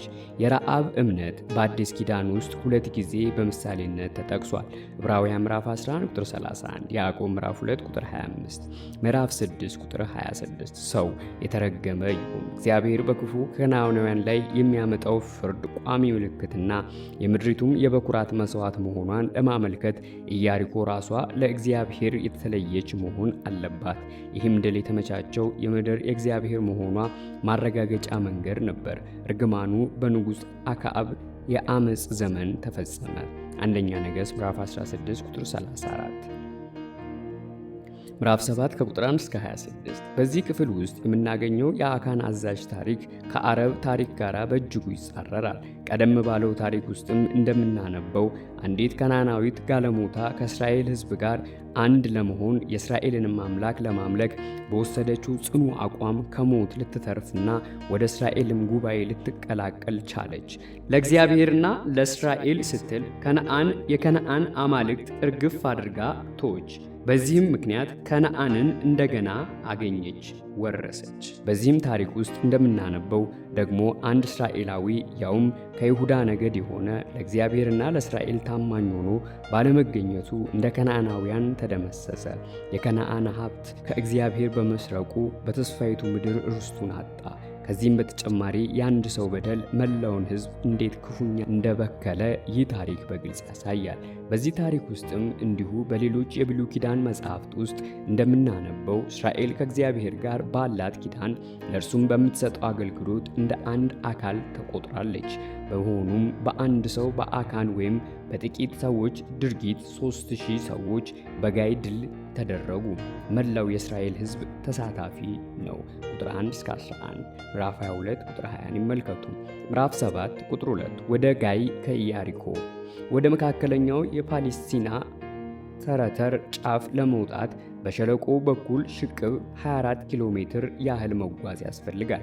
ከውጊያው ስልት አንጻር እስራኤል ከጌልጌላ ወደ ጋይ በመንቀሳቀስ የዮርዳኖስን ሸለቆ እንድትሻገርና የመካከለኛውን አገር ከፍተኛ ቦታዎች እንድትይዝ በዕብራይስጥ ቋንቋ ጋይ ማለት ፍርስራሽ ማለት ነው። ጋይ አብዛኛውን ጊዜ ኤቴል ተብላ ከምትጠራው ከተማ ጋር አንድ እንደሆነች ይገመታል። በአረብኛ ቋንቋ ኤቴል ማለት ፍርስራሽ ማለት ነው። ኤቴል ከቤቴል 3.2 ኪሎ ሜትር ርቃ ትገኛለች። ጋይና ኤቴል አንድ ናቸው የሚለውን አባባል አንዳንዶች አይቀበሉትም። ቤቴ ኤዌን ትርጉሙ የአመፅ ቤት ማለት ሲሆን ቤቴልን ወይም በአቅራቢያው የሚገኘውን ቤተ ጣዖት ለማንቋሸሽ የተሰጠ ስም ነው። አንደኛ ሳሙኤል ምዕራፍ 13 ቁጥር 5፣ ሆሴዕ ምዕራፍ 4 ቁጥር 15፣ አሞጽ ምዕራፍ 5 ቁጥር 5ን ይመልከቱ። አገሪቱንም ሰልሉ። የምዕራፍ 2 ከቁጥር 1 እስከ 24ን ማብራሪያ ይመልከቱ። ምዕራፍ 7 ቁጥር 5 ሽባሪም የድንጋይ መፍለጫ ወይም ካባ ማለት ነው። ይህም ከዮርዳኖስ ሸለቆ ማዶ የሚታየውን ድንጋያማ ቦታ የሚገልጽ ትክክለኛ ስያሜ ነው። ምዕራፍ 7 ቁጥር 6 ኢያሱ ልብሱን ቀደደ፣ የታላቅ ሐዘን ምልክት ነው። ዘፍጥረት ምዕራፍ 37 ቁጥር 29 እና 34፣ ምዕራፍ 44 ቁጥር 13፣ መሳፍንት ምዕራፍ 11 ቁጥር 35ን ይመልከቱ። በቀረበውም ጸሎት ውስጥ እንደተመለከተው የኢያሱ እንዲሁም የሕዝቡ ሐዘን የመነጨው እግዚአብሔር ከእስራኤል ሰራዊት ጋር ያልወጣ መሆኑን ከመገንዘብ ነው። እግዚአብሔር ከሕዝቡ ጋር ካልወጣ ደግሞ የዮርዳኖስን ወንዝ መሻገራቸው ምንም ፋይዳ የለውም። ከዚህም በተጨማሪ ከናናውያን እስራኤልም ሆነች አምላኳ ከቶ የማይሸነፍ አይደሉም ብለው ያስባሉ። እስራኤል በዮርዳኖስ ሸለቆ ውስጥ እንዳለች ያለ የሌላ ኃይላቸውን አሰባስበው ሊዘምቱባትና ዶግ አመድ ሊያደርጓት ይችላሉ። ምዕራፍ 7 ቁጥር 9 ታላቁ ስምህ በሕዝቡ ኃጢአት ምክንያት እግዚአብሔር ክብር በዓል ፊት ዝቅ እንዳይል ኢያሱም እንደ ሙሴ ማለትም ዘኍልቍ ምዕራፍ 14 ቁጥር 13-16፣ ዘዳግም ምዕራፍ 9 ቁጥር 28-29፣ ምዕራፍ 7 ቁጥር 11 እስራኤል በድሏል። አንድ ወታደር ለእግዚአብሔር የተቀደሰውን ዕቃ በመስረቁ መላው ሕዝብ በደለኛ ሆነ። ምዕራፍ 22 ቁጥር 20ን ይመልከቱ። ቃል ኪዳን ጥሰዋል። ቁጥር 15ን ይመልከቱ። የእስራኤል ትልቁ በደል ይህ ነው። ከዚህም በኋላ ያለው ክፍል አንድ በደለኛ ሰው እንዴት መቀጣት እንዳለበት ተጨማሪ መመሪያ ይሰጣል። ምዕራፍ 7 ቁጥር 12 እርም የሆነውን የምዕራፍ 6 ቁጥር 18 ማብራሪያ ይመልከቱ። ምዕራፍ 7 ቁጥር 13 ሰውነታችሁን ቀድሱ። እያንዳንዱ እስራኤላዊ እግዚአብሔር ለመገናኘት በሃይማኖታዊ በዓላት ወይም እግዚአብሔር በጠራው ልዩ ጉባኤ ላይ ከመገኘቱ በፊት ተከታታይነት ያለው የመንጻት ሥርዓት መፈጸም አለበት። የምዕራፍ 3 ቁጥር 5 ማብራሪያ ይመልከቱ። እዚህ ላይም እግዚአብሔር ሕዝቡን የሚጠራው ለፍርድ ነው። ምዕራፍ 7 ቁጥር 14 እግዚአብሔር የሚለየው ነገድ ዕጣ በሚጣልበት ጊዜ በመጀመሪያ ከነገዶቹ አንዱ በእግዚአብሔር ይለያል። ከዚያም ከቤተሰቦቹ አንዱ ቀጥሎ ግለሰቡ ይለያል። በዚህም አይነት እግዚአብሔር በደለኛውን ሰው ነጥሎ ያወጣል። ዕጣው የሚጣለው ምናልባት ሊቀ ካህናቱ በሚለብሰው ኤፉድ ውስጥ በሚገኙት በኡሪምና በቱሚም አማካይነት ሊሆን ይችላል። የዘጸአት ምዕራፍ 28 ቁጥር 30፣ የአንደኛ ሳሙኤል ምዕራፍ 2 ቁጥር 28 ማብራሪያ ይመልከቱ። የአንደኛ ሳሙኤል ምዕራፍ 14 ቁጥር 41ን አማራጭ ትርጉም ይመልከቱ። ምዕራፍ 7 ቁጥር 15 በእስራኤልም ዘንድ አሳፋሪ ተግባር እስራኤል የእግዚአብሔር የኪዳን ሕዝብ በመሆኗ በመካከሏ የተፈጸመው ተግባር እጅግ አስነዋሪ መሆኑን ለመግለጽ የገባ ቃል ነው። ዘዳግም ምዕራፍ 22 ቁጥር 21፣ መሳፍንት ምዕራፍ 19 ከቁጥር 23-24፣ ምዕራፍ 20 ቁጥር 6 እና 10፣ ሁለተኛ ሳሙኤል ምዕራፍ 13 ቁጥር 21ን ይመልከቱ። ምዕራፍ 7 ቁጥር 19 ልጄ ሆይ ኢያሱ አካንን እንደ ልጁ ተመለከተው፣ ለእግዚአብሔር ክብርን ስጥ። አማራጭ ትርጉሙን ይመልከቱ። ለእርሱ ተናዘዘ፣ አመሰገነው ተብሎ ሊተረጎም ይችላል። ምዕራፍ 7 ቁጥር 21 ከስናጾር የመጣ ካባ ከውጭ ወደ አገር ውስጥ የገባ ውድ ልብስ ነበር። ምዕራፍ 7 ቁጥር 23 በእግዚአብሔር ፊት እዚህ ላይ ዳኛ ሆኖ የሚፈርደው እግዚአብሔር ነው። ምዕራፍ 7 ቁጥር 24 ኢያሱና መላው የእስራኤል ሕዝብ እግዚአብሔር በከነዓናውያንም ሆነ ኪዳኑን በሚተላለፉ ሁሉ ላይ ፍርዱን የሚያስፈጽምባቸው ወኪሎች ናቸው። የእርሱ የሆነው ሁሉ አካን የቤተሰቡ መሪ ምሳሌ እንደመሆኑ የእርሱ ኃጢአት ምክንያት መላ ቤተሰቡን በፍርድ ስር ወደቀ። ይህም የሆነው መላው ኅብረተሰብ በአንድ ሰው ይወከላል በሚለው መርህ መሠረት ነው። ምዕራፍ 7 ቁጥር 25 በድንጋይ ወገሩት። በድንጋይ የተወገረው የቅዱሱን የእግዚአብሔርን ኪዳን በመተላለፍና በደለኛም ሆኖ በመገኘቱ ነው። ዘጸአት ምዕራፍ 19 ቁጥር 13፣ ዘሌዋውያን ምዕራፍ 24 ቁጥር 23፣ ዘኍልቍ ምዕራፍ 15 ቁጥር 36ን ይመልከቱ። ከዚያም በኋላ ምድሪቱ ከክፋት ትጠራ ዘንድ የአካንና የቤተሰቡ አስክሬን ተቃጠለ። ምዕራፍ 7 ቁጥር 26። ታላቅ የድንጋይ ቁልል በጌልጌላ ከተተከለው የመታሰቢያ ሐውልት በተጨማሪ ሕዝቡ ያደረገውን ውጊያ ለማስታወስ የቆመው ሁለተኛው የመታሰቢያ ድንጋይ ነው። አኮር ለአካን የተሰጠ ሌላው ስም ነው። አንደኛ ዜና ምዕራፍ 2 ቁጥር 7ን ይመልከቱ። አማራጭ ትርጉሙንም ይመልከቱ። ምዕራፍ 8 ከቁጥር 1 እስከ 29። ይህ ክፍል እስራኤላውያን ከዚህ በኋላ ላለባቸው ውጊያ እንዴት መዘጋጀትና ጋይን እንዴት መያዝ እንዳለባቸው የሚያሳስብ ነው። ምዕራፍ 8 ቁጥር 1 አትፍራ፣ አሁን እስራኤል ካለበት በደል ሁሉ ጸድታለች። ስለዚህ እግዚአብሔር ኢያሱን እንደገና ያበረታተዋል። ምዕራፍ 1 ቁጥር 3 እስከ 5፣ ምዕራፍ 3 ቁጥር 11 እስከ 13፣ ምዕራፍ 6 ከቁጥር 2 እስከ 5ን ይመልከቱ። ምዕራፍ 8 ቁጥር 2 ምርኮውንና ለራሳችሁ ታደርጋላችሁ። እግዚአብሔር የከነዓንን ሀብት ሁሉ የእርሱን ውጊያ ለሚዋጋው ሰራዊቱ እንዲሰጥ አዘዘ። የደፈጣ ጦር አዘጋጁ። ሰራዊቱን የሚመራው እግዚአብሔር በመሆኑ የውጊያውን ስልት የሚነድፈው እርሱ ነው። ምዕራፍ 8 ቁጥር 3 30,000 አድፍጦ አደጋ ለመጣል ይህ ቁጥር እጅግ ብዙ ይመስላል። ከዚህም የተነሳ አንዳንድ ሰዎች ሺህ የሚለው ቃል አለቃው ብለው ይተረጉሙታል። እንዲህ ከሆነ ደግሞ ኢያሱ በደፋጥ ተዋጊነት የላከው 30 አለቆችን ነው ማለት ነው። ምዕራፍ 8 ቁጥር 4 ከከተማይቱ በስተጀርባ በምዕራብ በኩል ማለት ነው። ቁጥር 9ን ይመልከቱ።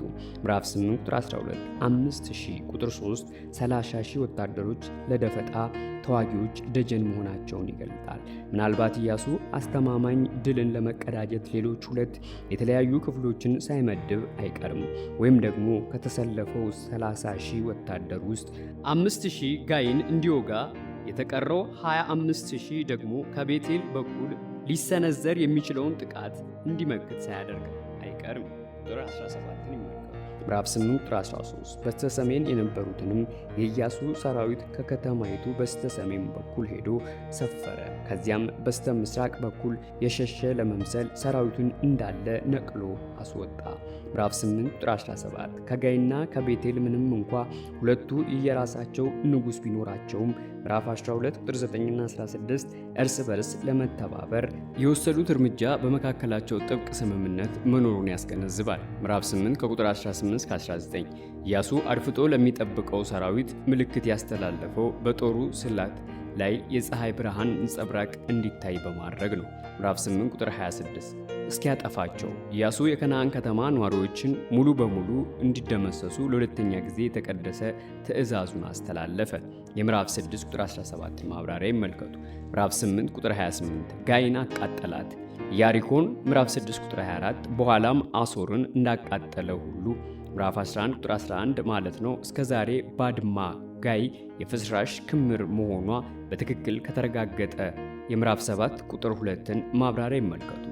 ከ1200 እስከ 1100 ዓመተ ቅድመ ክርስቶስ ጀምሮ በዚያ አካባቢ ሰዎች ይኖሩ እንደነበረ ምልክት ሊሆን ይችላል። ምዕራፍ 8 ቁጥር 29 የጋይንም ንጉሥ በዛፉ ላይ ሰቀለው። እስራኤላውያን ሰውን በስቅላት አይገድሉም። ዛፉ የሚለው ቃል ምናልባትም ንጉሥ ከተገደለ በኋላ ሬሳው የተሰቀለበት ግንድ ሊሆን ይችላል። የዘዳግም ምዕራፍ 21 ቁጥር 22ን ማብራሪያ ይመልከቱ። እስኪመሽ ድረስ ይህ የሆነው በሙሴ ሕግ መሠረት ነው። ዘዳግም ምዕራፍ 21 ቁጥር 22 እስከ 23ን ይመልከቱ። የትልቅ ድንጋይ ቁልል በምድሪቱ የቆመ ሦስተኛው የመታሰቢያ ሐውልት ነው። የምዕራፍ 7 ቁጥር 26ን ማብራሪያ ይመልከቱ። ምዕራፍ 8 ቁጥር 30 እስከ 35 ሙሴ ባዘዘው መሠረት ዘዳግም ምዕራፍ 11 ቁጥር 26 እስከ 30፣ ምዕራፍ 27 ከቁጥር 1 እስከ 8 እስራኤላውያን ከእግዚአብሔር ጋር የገቡትን ቃል ኪዳን ባደሱ ጊዜ የመጀመሪያው ውጊያ ተጠናቀቀ። የመጽሐፈ ኢያሱን መግቢያ ይመልከቱ። በከነዓን የተቀዳጁት ድል የእግዚአብሔርን ማንነት በሚገባ አሳይቷቸዋል። ይህም የመጨረሻው እውነት ኢያሱ በመጨረሻ ለሕዝቡ ያደረገውን ንግግር በምዕራፍ 24 ላይ ይመልከቱ። በአጽንኦት የሚያመለክተውም እስራኤል ከእግዚአብሔር ጋር ያላት ግንኙነት የጌታና የአገልጋይ ግንኙነት መሆኑን ነው። እስራኤል ለውጊያ ስትወጣና አገር ስትወርስ ለእግዚአብሔር ሕግና ትእዛዝ የምትገዛ የእግዚአብሔር መንግሥት ሕዝብ መሆኗን ከልብ መቀበል አለባት። የምዕራፍ 5 ቁጥር 14 ማብራሪያ ይመልከቱ። እስራኤል ተጨማሪ ውጊያ ስታካሂድ በጌባልና በገሪዛን ተራራ መካከል እንዴት በሰላም መስፈር እንደቻለች በትክክል መግለጥ አይቻልም። ከዚህም የተነሳ አንዳንድ ሰዎች የእስራኤልን ታሪክ በሌላ አቅጣጫ ለማየትና ለታሪኳም ሌላ ቅርጽ ለመስጠት ተገደዋል። ይሁን እንጂ የቅዱሳት መጻሕፍት ጸሐፊዎች በተቻላቸው አቅም የእውነቶቹን ቅደም ተከተል ጠብቀው ከመጻፍ ይልቅ የታሪኩን ፍሬ ሐሳብ ብቻ ተከትለው የሚጽፉበት ጊዜ እንዳለ ልብ ማለት ያሻል። እዚህም ላይ የምናየው ይህንኑ አይነት አጻጻፍ ስልት ሳይሆን አይቀርም። ምክንያቱም ስለ ገባዖን ሰዎች ማታለልና እጅ መስጠት ምዕራፍ 9 የተነገረው ታሪክ እስራኤል የተቀረውን የከነዓን ምድር እንዴት እንደወረሰች በሚያወሳው ታሪክ ውስጥ ቁልፍ ቦታ ይዞ እናገኘዋለን። በምዕራፍ 9 ከቁጥር 1 እስከ 2 ላይ ያለውን የጸሐፊውን መግቢያ ይመልከቱ። የሴኬም ሰዎች በሁለቱ ተራሮች መካከል የምትገኝ ዋና ከተማ ናት። ኤምራውያን ናቸው ወይም ደግሞ በኤሞውያን አገዛዝ ስር የሚኖሩ ናቸው። ዘፍጥረት ምዕራፍ 34 ቁጥር 2ን ይመልከቱ። በመሆኑም ከገባዖን ከተማ ነዋሪዎች ጋር የቅርብ ዝምድና አላቸው። ምዕራፍ 9 ቁጥር 7፣ ምዕራፍ 11 ቁጥር 19። ከዚያም በተጨማሪ በገባዖን በሴኬም መካከል አንድም ታዋቂ ከተማ የለም። ቤተልና ጋይ ድል ተደርገዋል። በእስራኤልና በገባዖን ሰዎች መካከል የተደረገው እጅ የመስጠት ስምምነት ምዕራፍ 9 የሴኬምን ኤማውያንን ሳይጨምር አይቀርም። ከጊዜ ቅደም ተከተል አንጻር ያየን እንደሆነ በምዕራፍ 8 መደምደሚያ ላይ የምናገኘው የቃል ኪዳኑ መታደስ ሥርዓት ቀደም ሲል የተጠቀሰው ትረካ የተፈጸመው በምዕራፍ 9 ላይ ከተነገረው ሁነት በኋላ ነው። ይህም አባባል ትክክል ከሆነ እስራኤል የገባችውን ኪዳን እንደገና ስታድስ ቁጥር 33 እና 35 የገባዖን ሰዎች ወይም ወኪሎቻቸው ምጽአተኞች ከተባሉት መካከል ሳይሆኑ አይቀሩም። ምዕራፍ 8 ቁጥር 30 በጌባል ተራራ፣ በዚህ ተራራ ጫፍ ላይ የሴኬም ከተማ ምሽግ ይገኛል። አብርሃም መሠዊያ የሠራውም በዚሁ ተራራ ላይ ነው። ዘፍጥረት ምዕራፍ 12 ከቁጥር 6 እስከ 7፣ ምዕራፍ 8 ቁጥር 31 የሚቃጠል መሥዋዕት፣ ዘሌዋውያን ምዕራፍ 1 ከቁጥር 1 እስከ 17 ይመልከቱ። የኅብረት መሥዋዕት፣ ዘሌዋውያን ምዕራፍ 3 ከቁጥር 1 እስከ 17፣ ምዕራፍ 7 ከቁጥር 11 እስከ 18 ይመልከቱ። ምዕራፍ 8 ቁጥር 32 በድንጋዮች ላይ ቀረጸው። ሕዝቡ በመጀመሪያ ድንጋዮቹን እንዲለስኑ ከዚያም ሕጉን እንዲጽፉባቸው ሙሴ አዝዞ ነበር። ዘዳግም ምዕራፍ 27 ከቁጥር 2 እስከ 4። እነዚህ ድንጋዮች በምድሪቱ አራተኛ ላይ የመታሰቢያ ሐውልት ናቸው። የቁጥር 29 ማብራሪያ ይመልከቱ። ምዕራፍ 8 ቁጥር 33 ምጻተኛም ሆነ ተወላጁ። አሁን የእስራኤል ሕዝብ ጉባኤ ከግብፅ የወጡ ሌሎች ሕዝቦች ዘጸአት ምዕራፍ 12 ቁጥር 38 እንዲሁም በምድረ በዳ ሲንከራተቱ በነበሩት ወቅት ከእነርሱ ጋር የተቀላቀሉ ሕዝቦች አጠቃላይ ይዟል። የቁጥር 30 እስከ 35 ማብራሪያ ይመልከቱ። ምዕራፍ 8 ቁጥር 34 በረከቱንና መርገሙ። ዘዳግም ምዕራፍ 27 ቁጥር 28 እና ማብራሪያውን ይመልከቱ። ምዕራፍ 9 ከቁጥር 1 እስከ 27። ይህ ምዕራፍ የሚያትተው የገባዖን ሰዎች የነገድ መሪዎችን እንዴት እንዳታለሉና ከእስራኤልም ጋር በሰላም ለመኖር እንዴት የስምምነት ፈቃድ እንዳገኙ ነው። ታሪኩም እስራኤል የምድሪቱን ታላቅ ክፍል እንዴት እንደያዘች ከሚናገሩ 3 ክፍሎች ውስጥ የመጀመሪያው ቁጥር 1 እስከ 2 እነዚህ 3 ክፍሎችን ያስታውቃል። ምዕራፍ 9 ቁጥር 1 በዮርዳኖስ ምዕራብ የነበሩ ነገሥታት፣ ትናንሽና ነፃ የከተማ መንግሥታት በከነዓንና በአካባቢዋ ይገኙ ነበር። ናሪዎቿም ከከነዓን ምድር ውጪ ከየቦታው ፈልሰው የመጡ የተለያዩ ሕዝቦች ነበሩ። ቁጥር 1 እስከ 2 ከዘፍጥረት ምዕራፍ 15 ቁጥር 19 ጋር ያነጻጹ። ምዕራፍ 9 ቁጥር 3 የገባዖን ከኢየሩሳሌም በስተሰሜን ኤል ጂብ ተብሎ በሚጠራው ስፍራ የሚገኝ ቦታ ሲሆን በኋለኛው የናስ ዘመን እጅግ መልካም የውሃ አቅርቦት የነበረበት የአንድ ከተማ ቅሪት ያሳያል። ገባዖንና በዙሪያቸው ከሚገኙ በርካታ ከተሞች ጋር የኅብረት ስምምነት ነበራቸው። ቁጥር 17 በኅብረቱ ውስጥም የበላይነት የነበራቸው ግን እነርሱ ሳይሆኑ አልቀሩም። ምዕራፍ 9 ቁጥር 4 ለማታለል ፈለጉ። የገባዖን የእስራኤል አምላክ እጅግ ስለፈሩ ኢያሱን በማታለል በሕይወት የሚኖሩበትን ስምምነት አደረጉ። ምዕራፍ 9 ቁጥር 6 ከእኛ ጋር ቃል ኪዳን ግቡ። የገባዖን ሰዎች ይህንን ጥያቄ ያቀረቡት ለእስራኤላውያን የሚገዙ ባሪያዎች አድርገው ራሳቸውን በመስጠት ነው። በቁጥር 11 ላይ ራሳቸውን እኛ ባሮቻችሁ ብለው እንደጠሩ ይመልከቱ። ይህ አባባል የወቅቱ ዓለም አቀፋዊ የዲፕሎማሲ ቋንቋ ነው። ከፊታቸው የሚጠብቃቸውን ሞት ከሞት ይልቅ ራሳቸውን ባሪያ ማድረግ መረጡ። ቁጥር 24 ምዕራፍ 9 ቁጥር 7 ለኤዊያውያን ምናልባትም ሆራውያን በመባል የሚታወቁ በከነዓን የሚኖሩ ጎሳዎችና በሰሜናዊ ሜስጴጦሚያ ከሚኖሩ ኡራውያን ጋር የሚዛመዱ ሳይሆኑ አይቀሩም። ምዕራፍ 11 ቁጥር 19፣ ዘፍጥረት ምዕራፍ 10 ቁጥር 17፣ ዘጸአት ምዕራፍ 23 ቁጥር 23፣ መሳፍንት ምዕራፍ 3 ቁጥር 3፣ ምዕራፍ 9 ቁጥር 9 ዝና ሰምተን በኢያሪኮ ከተሰማው ዝና ጋር ምዕራፍ 2 ቁጥር 10ን ይመልከቱ። አንድ ነው። ምዕራፍ 9 ቁጥር 10 ገባዖንና እስራኤል በቅርቡ የተቀዳጇቸውን ድሎች ከሩቅ መጥተው ቢሆን ኖሮ ሊያውቋቸው የማይችሏቸውን ባለመጥቀስ ብልጣብልጥ ለመሆን ሞከሩ። ምዕራፍ 9 ቁጥር 14 እግዚአብሔርን አልጠየቁም። ለዚህ ተልእኮ ያሰማራቸውን ንጉሥ እግዚአብሔርን አላማከሩትም። ምዕራፍ 9 ቁጥር 15 በሰላም ለመኖር የገባዖንን ሰዎች ከእስራኤል ሕዝብ ጋር ለመኖር የሚያስችላቸው የቃል ኪዳን መሐላ የተደረገው በነገድ አለቆች አማካኝነት በቅዱሱ በእግዚአብሔር ስም ነው። እንዲህም አይነቱ መሐላ በእስራኤል ዘንድ የጸና ነው። ዘጸአት ምዕራፍ 20 ቁጥር 7፣ ዘሌዋውያን ምዕራፍ 19 ቁጥር 21፣ አንደኛ ሳሙኤል ምዕራፍ 14 ቁጥር 24ን ይመልከቱ። ምዕራፍ 9 ቁጥር 18 ማኅበሩም ሁሉ አጉረመረሙ። ምናልባት እስራኤላውያን የፈሩት ከዚህ በፊት ከነዓናውያን ሙሉ በሙሉ እንዲያጠፉ የተሰጣቸውን መለኮታዊ ትእዛዝ አለመፈጸም የሚያስከትለውን መዘዝ ሊሆን ይችላል። እዚህ ላይ ሕዝቡ ያጉረመረሙትም ምክንያት ግን የገባዖንን ከተሞችና ንብረት መውሰድ ካለመቻላቸው የተነሳ ሳይሆን አይቀርም። ምዕራፍ 9 ቁጥር 21 እንጨት እየቆረጡ ውሃ እየቀዱ።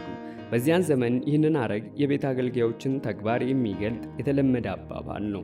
ምዕራፍ 9 ቁጥር 23 የተረገማችሁ አንድ ቀን ከከነዓን የሴም ባሪያ እንደምትሆን ዘፍጥረት ምዕራፍ 9 ከቁጥር 25 26 ኖህ የተናገረው ትንቢት እዚህ ላይ በከፊል ተፈጽሟል። ለአምላኬ ቤት ምናልባት የገባዖን ሰዎች ማህበረሰቡን በሙሉ ቁጥር 21 እንዴት እንደሚያገለግሉ በግልጽ የሚያመለክት ነው።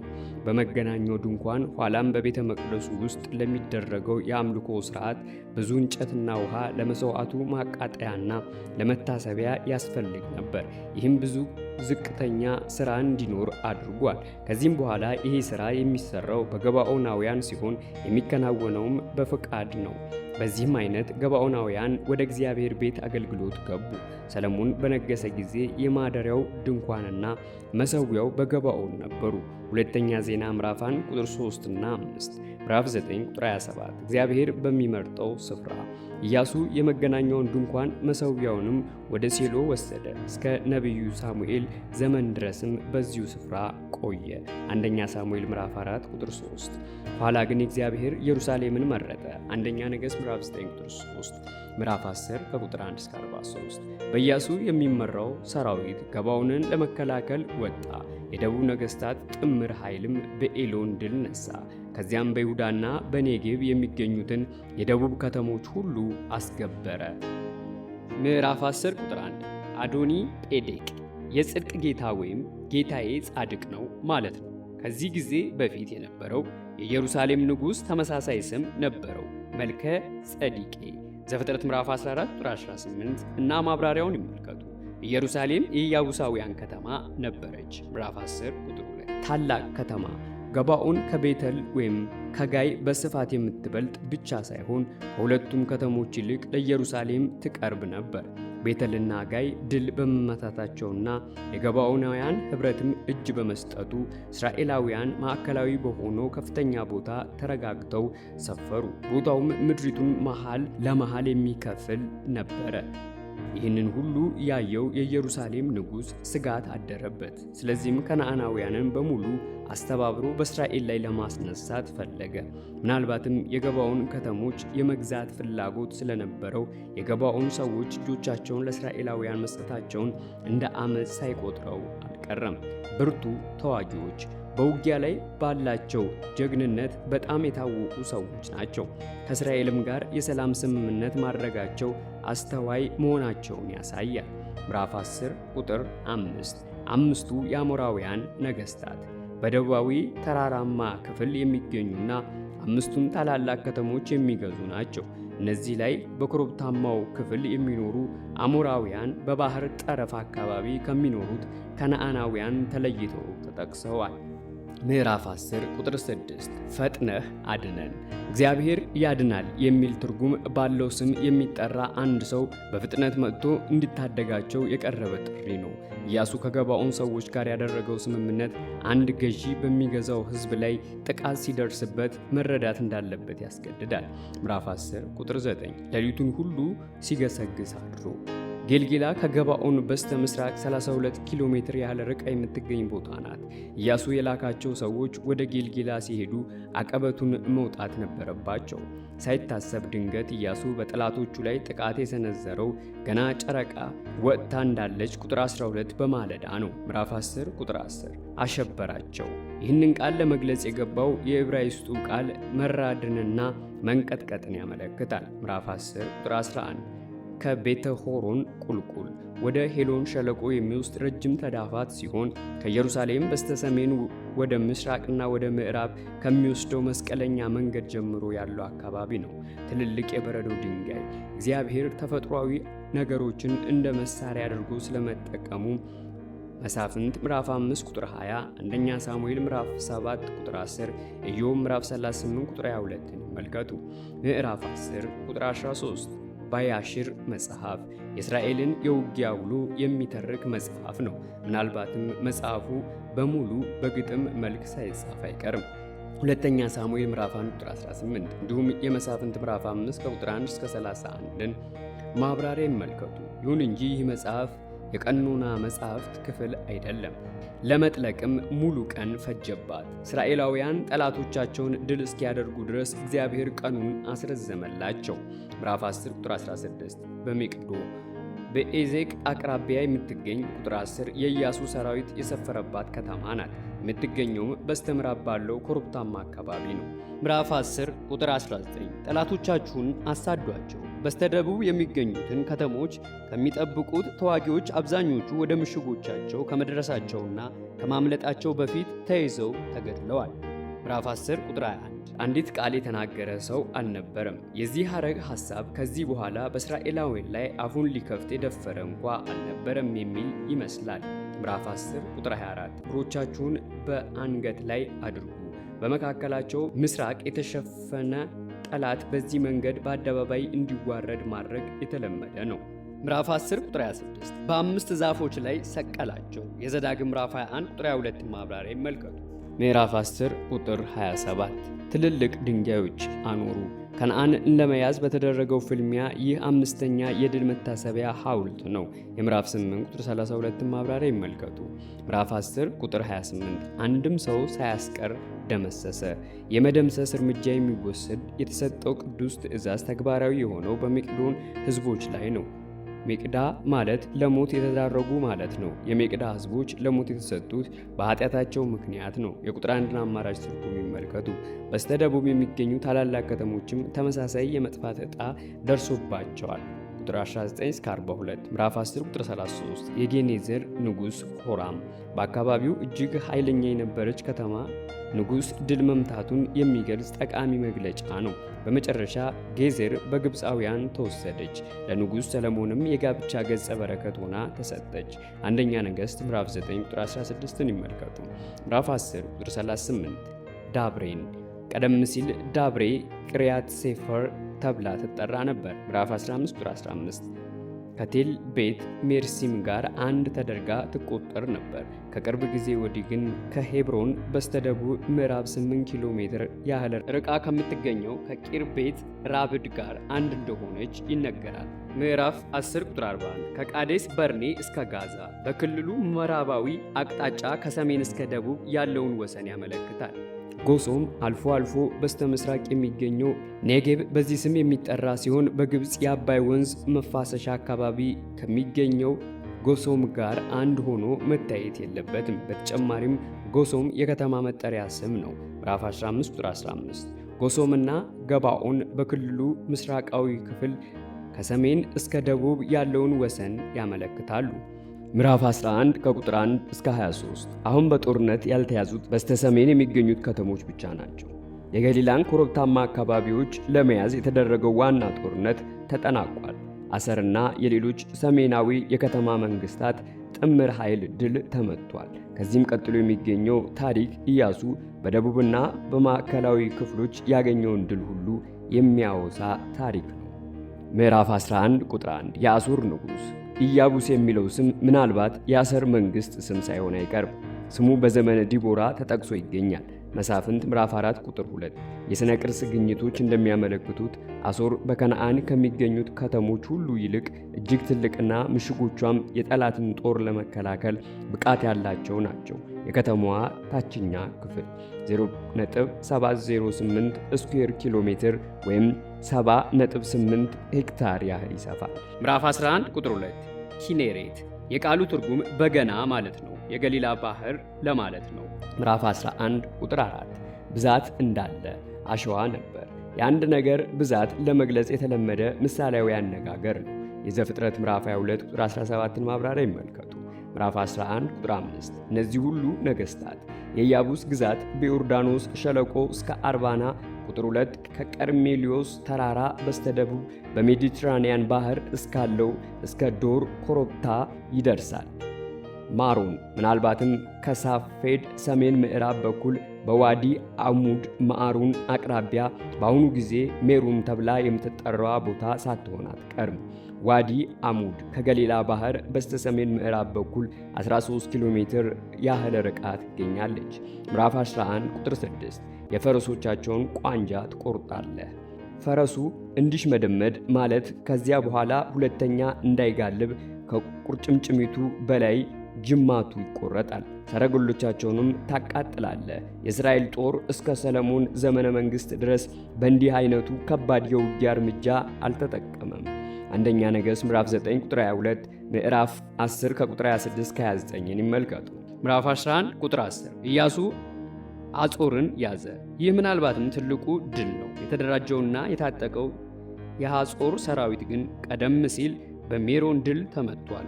የሥነ ቅርስ ጥናቶች እንደሚያመለክቱት የከነዓናውያን ከተማ በ1400 እና 1300 ዓመተ ቅድመ ክርስቶስ እንደገናም በ1230 ዓመተ ቅድመ ክርስቶስ ስትቃጠል ከፍተኛ ውድመት ደርሶባታል።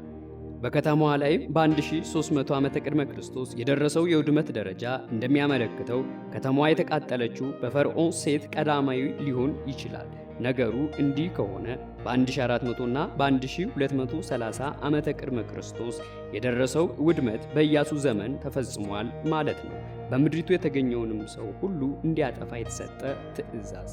ቁጥር 11 ምዕራፍ 11 ቁጥር 13 በየተራራው ይህንን ቃል ለመግለጽ የገባው የዕብራይስጡ ቃል ቴል ይላል። ከጥንት ጀምሮ በአንድ የተወሰነ ቦታ አያሌ የሕዝብ ሰፈራ የተካሄደ በመሆኑ በየጊዜው የተጠራቀመው የፍርስራሽ ክምር የፈጠረው ኮረብታ ነው። የምዕራፍ 7 ቁጥር 2ን ማብራሪያ ይመልከቱ። ምዕራፍ 11 ቁጥር 15 ያልፈጸመው አንዳች ነገር አልነበረም። የኢያሱ አመራር መለከት ያለበት እስራኤል የኋላ ኋላ ከምትወርሰው የመሬት ስፋት መጠን አንጻር ሳይሆን እግዚአብሔር የሰጠውን ትእዛዝ ሁሉ ተቀብሎ ሙሉ በሙሉ ከመፈጸሙ አንጻር ነው።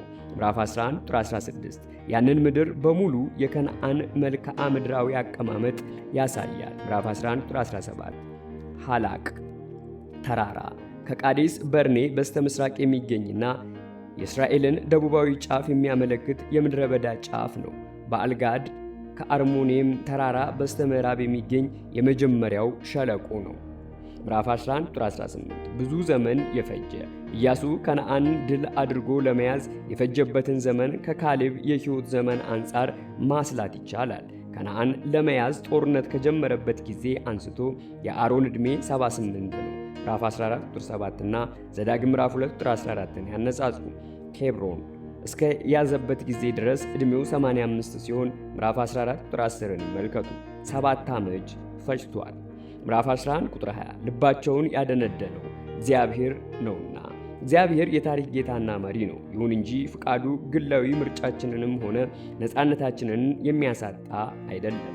በዘጸአት ምዕራፍ 8 ቁጥር 32 እንዲሁም ምዕራፍ 9 ቁጥር 12 ላይ የሚገኘውን የፈርዖንን ገጠመኝ ከዚህ ጋር ያነጻጽሩ። ምዕራፍ 11 ቁጥር 21 የኤናቅ ዘሮች 12ቱ ሰላዮች ቁመተ ረጃጅሞች ናቸው በማለት መረጃ ያቀረቡባቸውና በሕልቁ ምዕራፍ 13 ቁጥር 32 እስራኤላውያንም ከፍርሃት የተነሳ እነርሱን ለመውጋት አንወጣም ያሏቸው ሰዎች እነዚህ ናቸው። ከኔፍሊም ጋር ዝምድና ያላቸው ሲሆን የዘፍጥረት ምዕራፍ 6 ቁጥር 4 ማብራሪያ ይመልከቱ። ስማቸውም የመጣው ከነገድ አባታቸው ከኤናቅ ነው። ኢያሱና ካሌብ በኤናቅ ሰዎች ላይ ድልን ተቀዳጅተዋል። ምዕራፍ 14 ቁጥር 12 እስከ 15፣ ምዕራፍ 12 ከቁጥር 1 እስከ 24 ለኢያሱ መጽሐፍ የመጀመሪያ ክፍል መደምደሚያ ሲሆን እስራኤላውያን የተቀዳጁትን ድልና ነገሥታቶቻቸው ድል የተመቱባቸውን ከተሞች ታሪክ አጠር አድርጎ የሚያቀርብ ነው። ምዕራፍ 12 ቁጥር 1 ከዮርዳኖስ ማዶ በስተ ምስራቅ የሚገኘውን ክፍል። በዚህ ክፍል ውስጥ ከዮርዳኖስ ማዶ የሚገኙ አገሮች በሙሉ ተጠቅሰዋል። ይህም የእስራኤልን ሕዝብ አንድነት ያረጋግጣል። የአርኖን ሸለቆ በደቡብ በኩል ከሞዓብ ምድር ጋር የሚያዋስነውን ድንበር የሚለይ ነው። የአርሞኦም ተራራ በሰሜን በኩል የሚገኝ የእስራኤል ድንበር የት ድረስ እንደሆነ የሚወስን ነው። ምዕራፍ 12 ቁጥር 4 የባሳን ንጉሥ አግ አግና ሴዎን ቁጥር 2 በሙሴ መሪነት ድል የተመቱ ነገሥታት ናቸው። ይህም የእስራኤል አምላክ እግዚአብሔር እጅግ ታላቅና ብርቱ አምላክ መሆኑን ለዘመናት ሲታወስ የሚኖር ነው። በሕልቁ ምዕራፍ 9 ቁጥር 22 መዝሙር 135 ቁጥር 11ን ይመልከቱ። ምዕራፍ 12 ቁጥር 7 በስተ ምዕራብ የምድሪቱ የከነዓን ምድር በየት በኩል እንደሚገኝ በትክክል የሚያመለክት ነው። ምዕራፍ 9 ቁጥር 7፣ ምዕራፍ 11 ቁጥር 16 እስከ 17፣ ምዕራፍ 24 ቁጥር 18፣ ዘፍጥረት ምዕራፍ 15 ቁጥር 18 እስከ 19፣ ምዕራፍ 12 ቁጥር 12 የጌዜር ንጉሥ ለኪሶ በተደመሰሰችበት ጊዜ ምዕራፍ 10 ቁጥር 33 ድል የተመታ ንጉሥ ነው። ሆኖም ኢያሱ ይችን ከተማ ወይም ኤፌቅን ወይም ተአክመን ወደ ሜግዶን ወይም ደግሞ ዶሮን ውጊያ አልያዘም። ቁጥር 18 እስከ 23 መሳፍንት ምዕራፍ 1 ከቁጥር 27 እስከ 31 ይመልከቱ። ምዕራፍ 13 ከቁጥር 1 እስከ 32 ምድሪቱን በድል የተቆጣጠረው ሰሜናዊ ንጉሥ ለየነገዶቹ የተወሰነውን ምድር በማከፋፈል የማስተዳደር ሥራውን ይጀምራል። ከምዕራፍ 13 እስከ 21 ያለው ክፍል በአብዛኛው የአስተዳደር ጉዳዮች በዝርዝር የተጠቀሱበት ክፍል ነው። ታሪኩ የሚጀምረው መያዝ ያለበት ምድር ለነገዱ መካፈል ያለበት ገና እንዳለ በመጠቆምና ከዮርዳኖስ ወንዝ በስተ ምስራቅ የሁለት ነገድ እኩሌታ ድርሻ አድርጎ መድቦት የነበረውን በማስታወስ ነው። ምዕራፍ 13 ቁጥር 1 ኢያሱ በሸመገለ ጊዜ ኢያሱ በ90ና በ100 ዓመት የዕድሜ ዘመን መካከል የሚገኝ ሲሆን ካሌብ ደግሞ 85 ዓመቱ ነበር። ምዕራፍ 14 ቁጥር 10 ምዕራፍ 13 ቁጥር 3 ከሺሆር ወንዝ ከጋዛ ወረድ ብሎ በምስራቅ በኩል በሲና በረሃ መግቢያ ላይ የሚገኘው የዋዲ ኤል ኦሪሽ ሌላ መጠሪያ ነው። ብዙዎች ይህንን ቃል ለመግለጽ የገባው የዕብራይስጥ ቃል የፍልስጤማውያንን ስረ መሰረት ከኤጂያን ባህር መሆኑን ለማመልከት ጨካኝ ገዢ የሚል ትርጉም ካለው የግሪክ ቃል የተገኘ ሳይሆን አይቀርም። ምዕራፍ 13 ቁጥር 5 ጌባላውያን ከዛሬዋ ቤይሩት በስተ ሰሜን በኩል ይኖሩ የነበሩ የቢቢሎስ ጥንታዊት ከተማ ነዋሪዎች ናቸው። አማራጭ ትርጉሙን ይመልከቱ። ፌኒቃውያንና ፍልስጤማውያን የእስራኤል ገና ወደፊት የምትወርሰውን አብዛኛውን ምድር የያዙ ሕዝቦች ናቸው። ምዕራፍ 13 ቁጥር 9 አሮኤር በአሮን ወንዝ አጠገብ የምትገኝ ይቺ ከተማ የእስራኤል ደቡባዊ ወሰን ታካልላለች። የእስራኤል ምድር ከዚህ አንስቶ አሞንን፣ ገለአድንና ባሳንን በማቋረጥ ከዚህ በፊት ሁለቱ የአሞራውያን ነገሥታት ሲሆንና አግ ይገዙት እስከነበረው እስከ ኤርሞን ተራራ ይደርሳል። ምዕራፍ 13 ቁጥር 14 ቁርባን ርስታቸው ነውና። ዘዳግም ምዕራፍ 18 ከቁጥር 1 እስከ 8 የዘዳግም ምዕራፍ 18 ቁጥር 1 ማብራሪያ ይመልከቱ። ምዕራፍ 13 ቁጥር 15 ሙሴ ለሮቤል የሰጠው ከዮርዳኖስ ወንዝ በስተ ምስራቅ በአሮን ወንዝና የሞዓብ ወሰን በሐሴቦን የሲሆን ከተማ መካከል የሚገኝ ምድር ነው። ምዕራፍ 13 ቁጥር 22 የቢኦርን ልጅ ባልዓምን በለዓም በአማልክት መንፈስ የተያዘ ሰው እንደነበረ ይገመታል። ዘኍልቍ ምዕራፍ 22 ቁጥር 24፣ ሁለተኛ ጴጥሮስ ምዕራፍ 2 ቁጥር 15-16፣ ይሁዳ 11። ሚዲያማውያን የእስራኤልን ሕዝብ በጣዖት አምልኮና በዝሙት ርኩሰት ባሳቱና በዚህም በበደላቸው እግዚአብሔር በቀጣቸው ጊዜ ባልዓም በሰይፍ ተገድሏል። ዘኍልቍ ምዕራፍ 25 እና ምዕራፍ 31 ቁጥር 8፣ ምዕራፍ 13 ቁጥር 24። ሙሴ ለጋድ የሰጠው በደቡብ በኩል ከሐሴቦን ጀምሮ የዮርዳኖስን ወንዝ በመከተል እስከ ገሊላ ባህር ደቡባዊ ጫፍ ድረስ የሚዘልቀው ማዕከላዊ ክፍል ነው። ይህም በአብዛኛው በገለአድ ምድር የሚጨመር ቢሆንም ስም የተሰጣቸውን ቦታዎች ሁሉ ማመልከት ስለማይቻል በጋድና በምናሴ ነገድ እኩሌታ መካከል የሚገኘውን ትክክለኛ ድንበር በውል መለየት አስቸጋሪ ነው። ምዕራፍ 13 ቁጥር 29 ሙሴ ለምናሴ ነገድ እኩሌታ የሰጣቸው ከገሊላ ባህር በስተ ምስራቅ በስተ ሰሜን በኩል የሚገኝ ምድር ነው። ላይኛውንም የገለአድ ምድርም ያጠቃልላል። ይህንን ምድር ለመያዝ አመራር ይሰጥ የነበረው ማኪር ነው።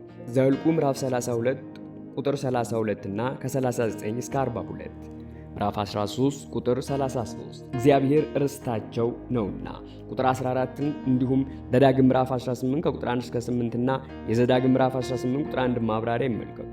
ምዕራፍ 14 ከቁጥር 1 እስከ 15። ለሚቀጥለው ክፍል ምዕራፍ 15 ቁጥር 19 አጭር መግቢያ ሲሆን እግዚአብሔር ለካሌብ ያሳየውን ታማኝነትም በተለየ ሁኔታ ይገልጻል። ምዕራፍ 14 ቁጥር 1 ካህኑ አልዓዛር የአሮን ልጅ ስለሆነና ሊቀ ካህናትም ስለነበረ ዕጣ የመጣል ከፍተኛውን ስልጣን ያለው እርሱ ብቻ ነው። ኡሪምና ቱሚም ሥራ ላይ ሳይውሉ አልቀሩም። የዘዳግም ምዕራፍ 28 ቁጥር 30፣ የአንደኛ ሳሙኤል ምዕራፍ 2 ቁጥር 28ን ማብራሪያ ይመልከቱ። ምዕራፍ 14 ቁጥር 4 ምናሴና ኤፍሬም የዮሴፍ ልጆች ናቸው። ያዕቆብ እንደ ራሱ ልጆች አድርጎ ስላሳደጋቸው ዘፍጥረት ምዕራፍ 48 ቁጥር 5 በስማቸው ሁለት የተለያዩ ነገዶች ተጠርተዋል። ይህም ሌዋውያን በክህነት ተግባር በመመደብ የእስራኤል ሕዝብ በ12 ነገድ እንዲከፋፈል አድርጓል። ምዕራፍ 14 ቁጥር 6 እግዚአብሔር የተናገረውን ካሌብ ስለ ምድሪቱ በጎ ወሬ ይዞ በመጣ ጊዜ ዘኍልቍ ምዕራፍ 13 ቁጥር 30፣ ምዕራፍ 14 ቁጥር 6 እስከ 9፣ ዘዳግም ምዕራፍ 1 ቁጥር 34 እስከ 36 እግዚአብሔር ከ38 ዓመት በፊት በቃዴስ በርኔ የገባለትን የተስፋ ቃል በዚህ ጊዜ ያስታውሳል። ምዕራፍ 14 ቁጥር 12 ይችን ኮረብታማ አገር ኬብሮን ከኢየሩሳሌም በስተደቡብ 40 ኪሎ ሜትር ያህል በመራቅ በይሁዳ ተራራማ ስፍራ ከፍ ብላ የምትገኝ አገር ናት። ኤነቃውያን የምዕራፍ 11 ቁጥር 21 ማብራሪያ ይመልከቱ። ምዕራፍ 14 ቁጥር 15 ቅሪያት አርባቅ ትርጉሙ የአርባቅ ከተማ ማለት ሲሆን አርባቅ ተብላ የተሰየመችውም በኤኔቃውያን አባት ስም ነው። ምዕራፍ 15 ቁጥር 13፣ ምዕራፍ 21 ቁጥር 11 የአራት ከተማ ማለትም ሊሆን ይችላል። ኬብሮን ማለት አንድነት ማለት ነው። ምድሪቱ ከጦርነት አረፈች። ይሁዳውያንና ካሌብ ስለሚሰጧቸው ርስት ወደ ኢያሱ በመቅረብ አመልክተው የነበሩትንና ገና በጌልጌላ የጦር ሰፈር ሳለ በመሆኑ ይህን ያደረጉት ምናልባት በኢያሱ መሪነት የተካሄደው ጦርነት ከመጠናቀቁ ከጥቂት ጊዜ በፊት ሊሆን ይችላል። ምዕራፍ 11 ቁጥር 23ን ይመልከቱ። ምዕራፍ 15 ከቁጥር 1 እስከ 63 ከዮርዳኖስ ወንዝ በስተ ምዕራብ ከሰፈሩት ነገዶች መካከል የርስት ድርሻውን በመጀመሪያ የተቀበለው የይሁዳ ነገድ ነው። በመጀመሪያ ከሌሎች ጋር የሚያዋስናቸው ድንበር እስከ የት ድረስ እንደሆነ ተዘረዘረ። ከዚያም ለካሌብና ለጎቶሊያ የሚሰጠው ርስት ተደለደለ። በመጨረሻም ለይሁዳ ነገድ የሚሰጡ የከነዓናውያን ከተሞች በየአውራጃቸው ስም ወጣላቸው። ምዕራፍ 15 ቁጥር 1 ለይሁዳ ነገድ የይሁዳ ከሌሎች ነገዶች ቀዳሚ መሆን በያዕቆብ ንግር ወይም ትንቢት ውስጥ አይነተኛ ቦታ ከመያዙም በላይ ዘፍጥረት ምዕራፍ 49 ቁጥር 8 እስከ 12 በእስራኤል ታሪክ ውስጥም ሁነኛ ስፍራ ተሰጥቶት ይገኛል። ሁለተኛ ነገሥት ምዕራፍ 17 ቁጥር 18 ምዕራፍ 15 ቁጥር 4 በደቡብ በኩል ያለው ወሰናቸው እዚህ ላይ የተጠቀሱት ቦታዎች ከሙት ባህር ታችኛው ጫፍ በመነሳት ቃዴስ በርኔን አቋርጠው በዋዲ ኤል ኦሪሽ መግቢያ ላይ ከሚገኙ የሜዲትራኒያን ጠረፍ ጋር ሲገናኙ አንድ ኩርባ ደጋን መሳይ ቅርጽ ይፈጥራሉ። የምዕራፍ 13 ቁጥር 3 ማብራሪያ ይመልከቱ። ምዕራፍ 15 ቁጥር 5 በምስራቅ በኩል ያለው ወሰናቸው ከቢንያም ግዛት ጋር የሚዋሰነው የይሁዳ ድንበር ከዮርዳኖስ ወንዝ መግቢያ በመነሳት ከኢየሩሳሌም በስተደቡብ የሄኖን ሸለቆ በማቋረጥ ቲምና ይደርሳል። ከዚያም በሰሜን ምዕራብ በኩል ከኢዮጵ በስተደቡብ 16 ኪሎ ሜትር ያህል ርቃ በባህር ጠረፍ ላይ ወደምትገኘው ያብኒኤል ድረስ ከጊዜ በኋላ ያሚንኤ ጃሚኒያ ተብላ ተሰይማለች። ይዘልቃል። ምዕራፍ 15 ቁጥር 15 በዳብሬ ሕዝብ ላይ ዘመተ። የምዕራፍ 10 ቁጥር 38 ማብራሪያ ይመልከቱ። ምዕራፍ 15 ቁጥር 17 ጎቶንያል በእስራኤል ላይ መስፍን ሆኖ ስለማገልገሉ በመሳፍንት ምዕራፍ 3 ከቁጥር 7 እስከ 11 ላይ ይመልከቱ። ምዕራፍ 15 ቁጥር 19 የላይኛውና የታችኛውን ምንጮች። እነዚህ ምንጮች ዛሬም በኬብሮን ዙሪያ ለሚገኙ የእርሻ ቦታዎች አገልግሎት ይሰጣሉ። ምዕራፍ 15 ቁጥር 21 ደቡባዊ ከተሞች። ከመጀመሪያዎቹ 29 መንደሮች ውስጥ አብዛኞቹ የተሰጡት ለስምዖን ነገድ ነው። ከምዕራፍ 19 ከቁጥር 1 እስከ 9 ጋር ያነጻጽሩ። ምዕራፍ 15 ቁጥር 33 በምዕራቡ ኮረብታዎች ግርጌ። ይህን ቃል ለመግለጽ የገባው የዕብራይስጡ ቃል ሻፕላህ የሚል ሲሆን ትርጉሙም ቆላ ማለት ነው። ይህም በማዕከላዊ ይሁዳ ከፍተኛ ቦታዎችና በፊልስጤም ምድር ጠረፍ መካከል የሚገኝ ስፍራ ታላቁ የእስራኤል ንጉሥ ዳዊት እስከተነሳበት ጌዝ ድረስ በእስራኤል ይዞታ ስር አልነበረም። በዚህ ዝርዝር ውስጥም የተጠቀሱት ቦታዎች ለዳን ነገድ እንደገና ተሰጥተዋል። ከምዕራፍ 19 ቁጥር 41 እስከ 43 ጋር ያነጻጽሩ። ምዕራፍ 15 ቁጥር 48 በኮረብታማው አገር ከኢየሩሳሌም በስተደቡብ ያለው ከፍተኛ ስፍራ ነው። ሰብአ ሊቃውንት በዚህ ዝርዝር ውስጥ ቴቅሄንና ቤተልሔም ጨምሮ የ11 ከተሞችን ስም ጨምሯል። ምዕራፍ 15 ቁጥር 61 ምድረ በዳው ከኢየሩሳሌም በስተ ምስራቅ በስተደቡብ ሙት ባህርን የሚያዋስን ኖሯማና ደረቅ ክልል ነው። ምዕራፍ 15 ቁጥር 62 አይናጋዲ የምትገኘው በብዙዎች ዘንድ ቁምራን እንደሆነች በምትታወቀው በየጨው ከተማ ነው። ቁምራን የሙት ባህር ጥቅልሎች የጻፉ ሰዎች ይኖሩባት የነበረ ስፍራ ነው። ምዕራፍ 15 ቁጥር 63 ኢያቡሳውያን የይሁዳ ሰዎች በኢያቡሳውያን ከተማ ላይ የተቀዳጁት ድል በምሳሌ ምዕራፍ 1 ቁጥር 8 ላይ ተጠቅሷል። ይሁን እንጂ ይህንን ድል ከተማዋን እስከ ዘለቄታው እንዲይዙ አላስቻላቸውም። ቢንያምም ሆነ ይሁዳ የኢያቡሳውያንን ምሽግ የነበራቸውን ኢየሩሳሌምን ለመያዝ አልቻሉም። መሳፍንት ምዕራፍ 1 ቁጥር 21 ምዕራፍ 16 ቁጥር 1 እስከ ምዕራፍ 17 ቁጥር 18 ለዮሴፍ ቤት ከዮርዳኖስ ወንዝ በስተምዕራብ የሰፈሩት ኤፍሬምና የምናሴ ነገድ እኩሌታ ናቸው። በርስትነት የተሰጠው መሬት በሁለቱ ምዕራፎች ውስጥም ተገልጿል። ከይሁዳ ቀጥሎ ቅድሚያ የተሰጠውም ለዮሴፍ ነገዶች ነው። ምዕራፍ 16 ቁጥር 1 ለዮሴፍ የተመደበው ድርሻ የያዕቆብ 11ኛ ልጅ የሆነው ዮሴፍ ርስቱ ለሁለቱ ልጆቹ ለኤፍሬምና ለምናሴ ስለተሰጠ በፍጥረት ምዕራፍ 48 ቁጥር 14 እስከ 22 በስሙ የሚጠራ ነገድ አልነበረውም። ስለዚህም ኤፍሬምና ምናሴ ራሳቸውን የቻሉ ሁለት ነገዶች በመሆናቸው የዮሴፍ ዘር የምድሪቱን ድርሻ የተካፈለው በእጥፍ ሊሆን ይችላል። ምዕራፍ 16 ቁጥር 5 ድንበሩ የኤፍሬም ነገድ ርስት ሰሜናዊ ድንበር ከታች ከዮርዳኖስ ወንዝ አጠገብ ተነስቶ በምዕራብ በኩል እስከ ሴሎ ከተማ ይደርሳል። ከሴኬም በስተደቡብ በኩል ደግሞ የዋዲቃን ሸለቆ በመከተል እስከ ሜዲትራኒያን ባህር ድረስ ይዘልቃል። ምዕራፍ 16 ቁጥር 10 ጌዜር የምዕራፍ 10 ቁጥር 33ን ማብራሪያ ይመልከቱ። ይሁን እንጂ የጉልበት ሥራም እንዲሰሩ ይገደዱ ነበር። ጌዜር ሰለሞን እስከ ነገሰበት ጊዜ ድረስ በእስራኤላውያን እጅ የገባች አይመስልም። አንደኛ ነገሥት ምዕራፍ 9 ቁጥር 15-16 እንዲሁም ሁለተኛ ሳሙኤል ምዕራፍ 5 ቁጥር 25ን ይመልከቱ። ምዕራፍ 17 ቁጥር 1 ምናሴ የዮሴፍ የበኩር ልጅ። ምንም እንኳ ያዕቆብ የዮሴፍ ልጆች በማደጎነት ቢወስዳቸውም ኤፍሬማዊ ቀዳሚ ቢያደርገውም የዘፍጥረት ምዕራፍ 48 ቁጥር 14 እና 19 እዚህ ላይ የኤፍሬማውያንን ትዕቢት ለማስታወስ የምናሴ በኩርነት ተጠቅሷል። ምዕራፍ 17 ቁጥር 3 ስለ ባዕድ ሴቶች ልጆች እንጂ አልነበሩትም። ሙሴ ከመሞቱ በፊት እነዚህ ሴቶች ከዘመዶቻቸው ጋር ርስት እንዲያገኙ ቃል ገብቶላቸው ነበር። ዘኍልቍ ምዕራፍ 26 ቁጥር 33፣ ምዕራፍ 27 ከቁጥር 1 እስከ 7 ይመልከቱ። ምዕራፍ 17 ቁጥር 5 10 ቦታ የሚደለድል የመሬት ክፍል። ከይሁዳ ቀጥሎ ሰፊ ይዞታ ያገኘው ምናሴ ነው። ከዚያም 10ሩ የመሬት ክፍል ለአምስቱ ወንድማማቾችና ከኤፌር በቀር ለአምስቱ የኦፎር ሴቶች ልጆች ተሰጠ። ወንድሞቹ የሌላቸው ሴቶች ልጆች ርስት የመካፈል መብታቸው እንዴት እንደሚጠበቅ የሚናገረው ሕግ በዘኍልቍ ምዕራፍ 27 ቁጥር 8 እስከ 11 ላይ ይመልከቱ።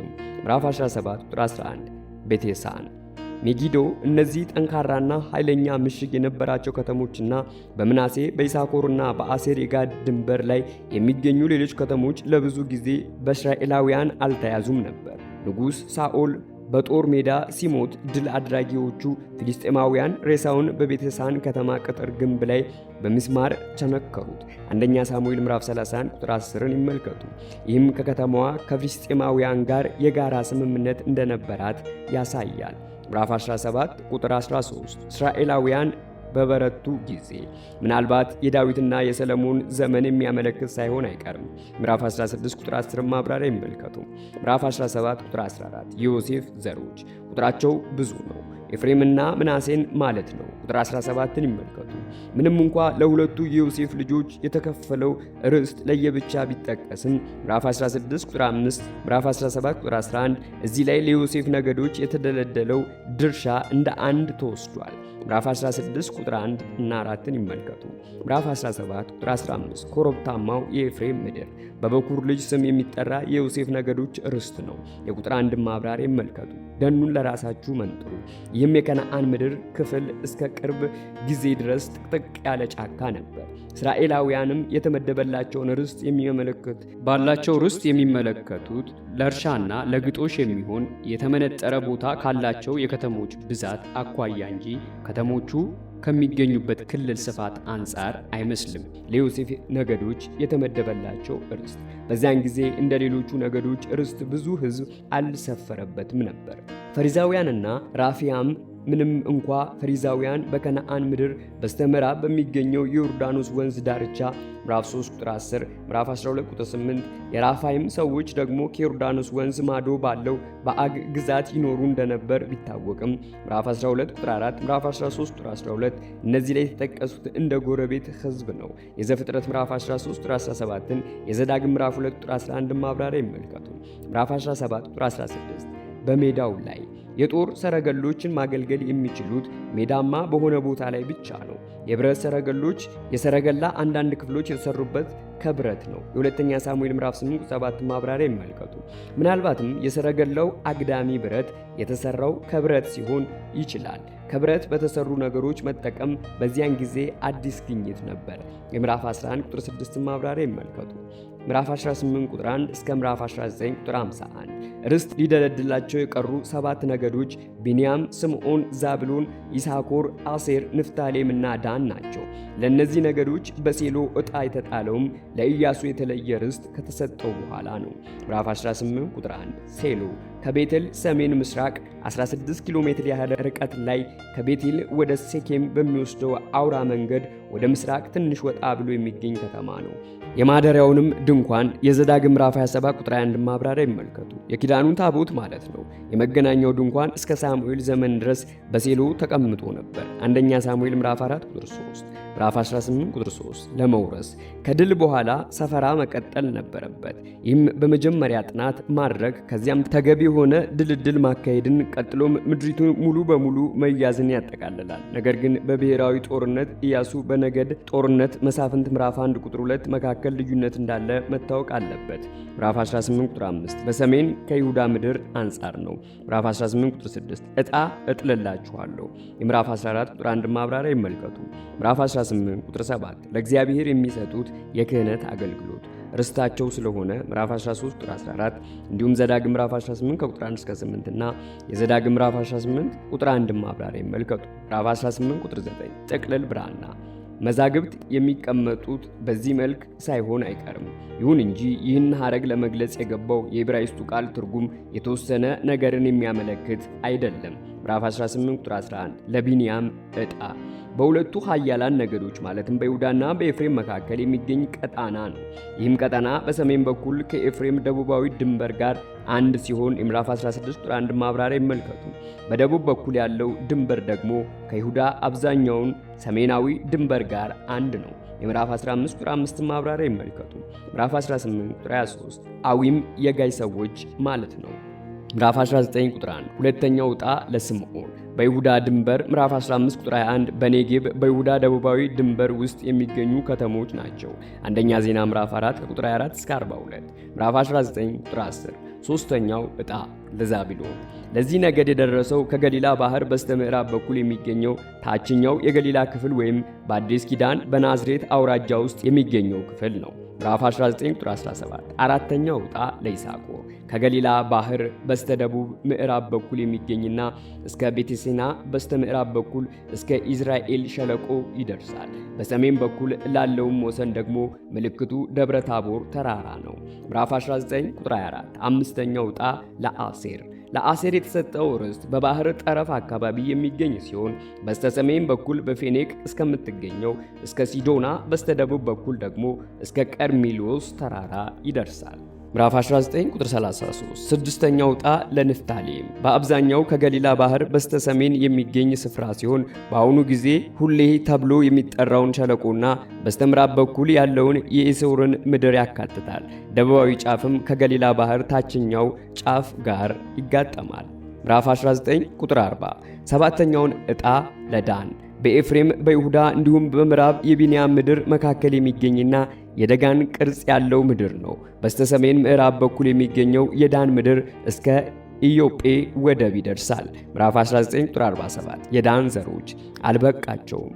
በዚህ አካባቢ ይኖሩ የነበሩ አሞራውያን የዳን ነገድ በኮረብታማው ምድር ብቻ እንዲወሰን ወደ ሜዳው አገር እንዲወርድ አልፈቀደለትም። መሳፍንት ምዕራፍ 1 ቁጥር 34። በዚያም ምክንያት ከነገዶቹ ብዙዎች ወደ ላይኛው የዮርዳኖስ ሸለቆ ፈለሱ። በዚያም ሌሳ የተባለችውን ከተማ ያዙ።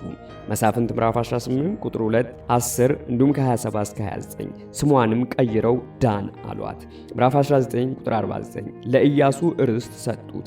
የተስፋውን ምድር ከዮርዳኖስ ወንዝ በስተምዕራብ የሚገኘውን ምድር አከፋፍለው ወይም አመዳደብ በሚያወሳው ክፍል ውስጥ ለካሌብ ስለተመደበው ርስት የተነገረው በመጀመሪያ ሲሆን ምዕራፍ 14 ቁጥር 6 እስከ 15 ለኢያሱ ስለተመደበው ርስት የተነገረው ደግሞ በመጨረሻ ነው። እንግዲህ ከምድረ በዳው ትውልድ ለተገኙት ለነዚህ ሁለት የእግዚአብሔር አገልጋዮች የተመደበው ርስት ዘኍልቍ ምዕራፍ 13 ቁጥር 30፣ ምዕራፍ 14 ቁጥር 6፣ 24 እና 30 ይመልከቱ። ለነገዱ የተሰጠው ርስት እንዴት እንደተከፋፈለ የሚያወሳውን ታሪክ ምዕራፍ 14 ቁጥር 6 እስከ ምዕራፍ 19 ቁጥር 49 ያካትታል። ሁለተኛይቱ የጠየቁትን ርስት አግኝተዋል።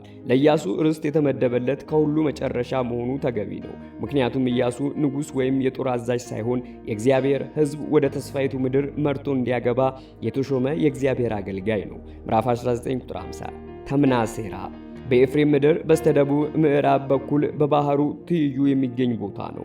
ኢያሱም የተቀበረው በዚህ ቦታ ነው። ምዕራፍ 24 ቁጥር 30፣ ምዕራፍ 20 ከቁጥር 1 እስከ 9። እግዚአብሔር ምድሪቱን ለየነገዶቹ ካከፋፈለ በኋላ ከዚህ ቀጥሎ የሚሰጣቸው መመሪያ በተለይም የነፍስ ግድያ ወንጀል እንዳይስፋፋ የሚከላከሉ የፍትህ አካላት በየክልሉ እንዲመሰረቱ የሚያስችል የአስተዳደር ስርዓት እንዲኖር የምዕራፍ 13 ከቁጥር 1 እስከ 32 ማብራሪያ ይመልከቱ ነው። ይህም ፍትህ እንዳይዛባና በምድሪቱም ደም አፋሳሽ እንዳይኖር ይከላከላል። የተመረጡትም ከተሞች ለሌዋውያን ከተመደቡት የሙሴ ሕግ ከሚታወቅባቸው ከሚከበርባቸው ከተሞች መካከል ነው። ምዕራፍ 20 ቁጥር 2 በሙሴ በኩል በነገራችሁ መሰረት ዘኍልቍ ምዕራፍ 35 ቁጥር 6 እስከ 34 ይመልከቱ። ምዕራፍ 20 ቁጥር 3 ከደም ተበቃዩ ዋርሳ ሩት ምዕራፍ 3 ቁጥር 9 ወይም መድኃኒት ተብሎ መዝሙር ምዕራፍ 19 ቁጥር 14 ሊተረጎም ይችላል። ተበቃይ ይሆን የነበረው የሚሰጠውን ኃላፊነት በሚገባ የሚወጣ የሟች የቅርብ ዘመድ ነው። ዘሌዋውያን ምዕራፍ 24 ቁጥር 17፣ ዘኍልቍ ምዕራፍ 35 ቁጥር 16 እስከ 28 ይመልከቱ። ምዕራፍ 20 ቁጥር 4 በከተማይቱ በር ፍርድ የሚተላለፍበት የተለመደ ቦታ ሲሆን የአገር ሽማግሌዎችም ለሕዝቡ ዳኝነት የሚሰጡበት እዚሁ ነው። ሩት ምዕራፍ 4 ቁጥር 1 እና ማብራሪያውን እንዲሁም ኢዮብ ምዕራፍ 29 ቁጥር 7 ይመልከቱ። ምዕራፍ 20 ቁጥር 6 በማኅበሩ በከተማዋ ውስጥ የሚገኙ ጎልማሳ ወንዶች የሚገኙበት ጉባኤ ነው። ሽማግሌዎቹ ፍርድ በሚሰጡበት ጊዜ የእነርሱ ድርሻ ምን እንደሆነ በግልጽ አይታወቅም። ቁጥር 4 ሆኖም የተሰጠው ፍርድ ትክክለኛ መሆኑንና ለመሆኑን ይመሰክሩ ይሆናል። ዝግ ችሎት ትክክለኛ ፍርድ ሊሰጥበት አይችልም። ሊቀ ካህናቱ እስኪሞት ዘኍልቍ ምዕራፍ 35 ከቁጥር 25 እስከ 28 ይመልከቱ። በሊቀ ካህናቱ ሞት ርስት ወይም ምሕረት ይገኝ ነበር። ምዕራፍ 20 ቁጥር 7 ቃዴስን ልዩ ጸሐፊው ተመሳሳይ ድምጸት ያላቸውን ቃላት በመጠቀም በልዩ የመልእክት ማስተላለፊያ ዘዴ ተጠቅሟል። ይኸውም ቃዴስ ማለት ቅዱስ ወይም የተለየ ማለት ሲሆን የተለየውን ከተማ ልዩ የሚል ነው። ከዮርዳኖስ በስተ ምዕራብ የሚገኙት ሁለቱ ከተሞች ቀደም ሲል ተለይተዋል። ስለ ሴኬም ምዕራፍ 8 ከቁጥር 30 እስከ 35። እናም ማብራሪያውን እንዲሁም የዘፍጥረት ምዕራፍ 14 ቁጥር 6 እስከ 7 ስለ ኬብሮን፣ ዘፍጥረት ምዕራፍ 23 ቁጥር 2፣ ምዕራፍ 49 ከቁጥር 29 እስከ 32ን ይመልከቱ። የከተማዎቹ መልክዓ ምድራዊ አቀማመጥ ጠቀሜታ ነበረው። አንዱ በስተሰሜን፣ አንዱ በመሃል አገር፣ አንዱ ደግሞ በስተደቡብ ይገኙ ነበር። ከዮርዳኖስ ማዶ የሚገኙትና የአመፀኛው ከተማ በመሆን ያገለግሉት ሦስቱ ከተሞች ቅደም ተከተላቸው መገለባበጡን በቁጥር 8 ላይ ይመልከቱ።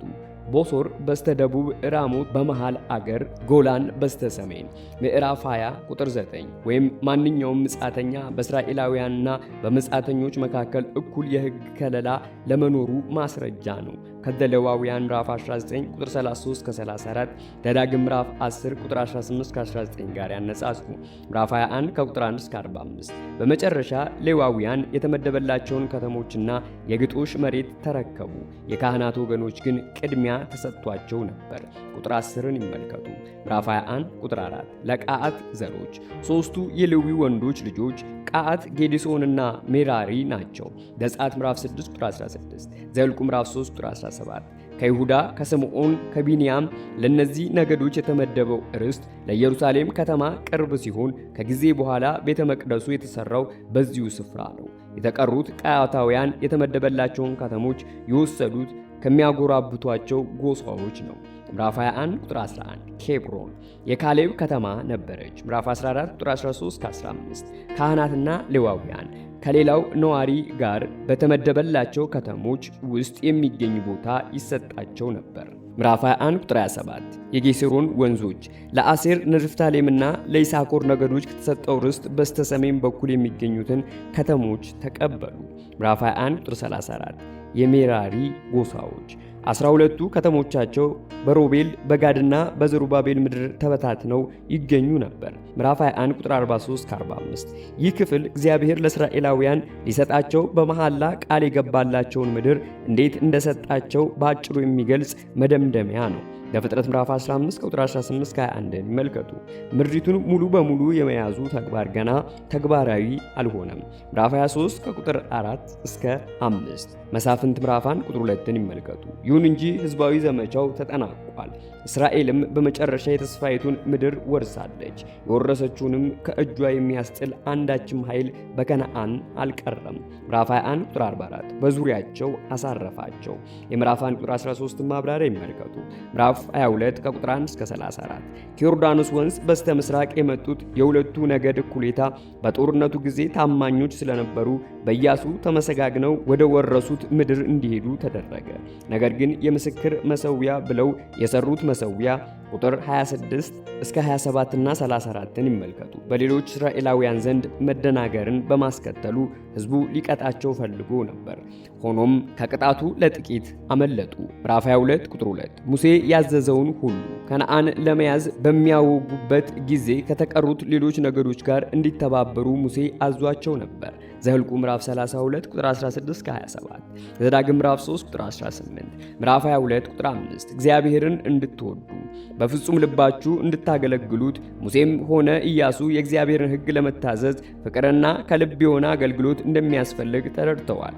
በጥንት መካከለኛው ምስራቅ ፍቅር የሚለው ቃል የፖለቲካ ቃል በመሆኑ ለአንድ ንጉሥ ከልብ መታዘዝ አስፈላጊ መሆኑን ያመለክታል። ምዕራፍ 22 ቁጥር 8 ከወንድሞቻችሁ ጋር ተካፈሉት። በምርኮ የተገኙ ንብረቶችን እኩል መካፈል አስፈላጊ መሆኑን ሙሴም ተረድቶ ነበር።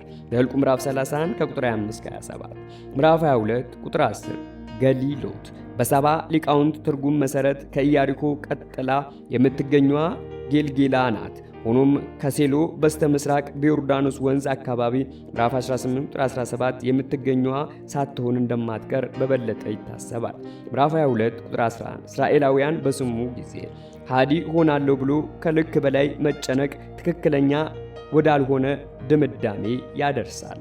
እነርሱም ያቆሙት መሠዊያ በሴሎ ያለውን እውነተኛውን መሠዊያ የሚቀናቀን መሰላቸው።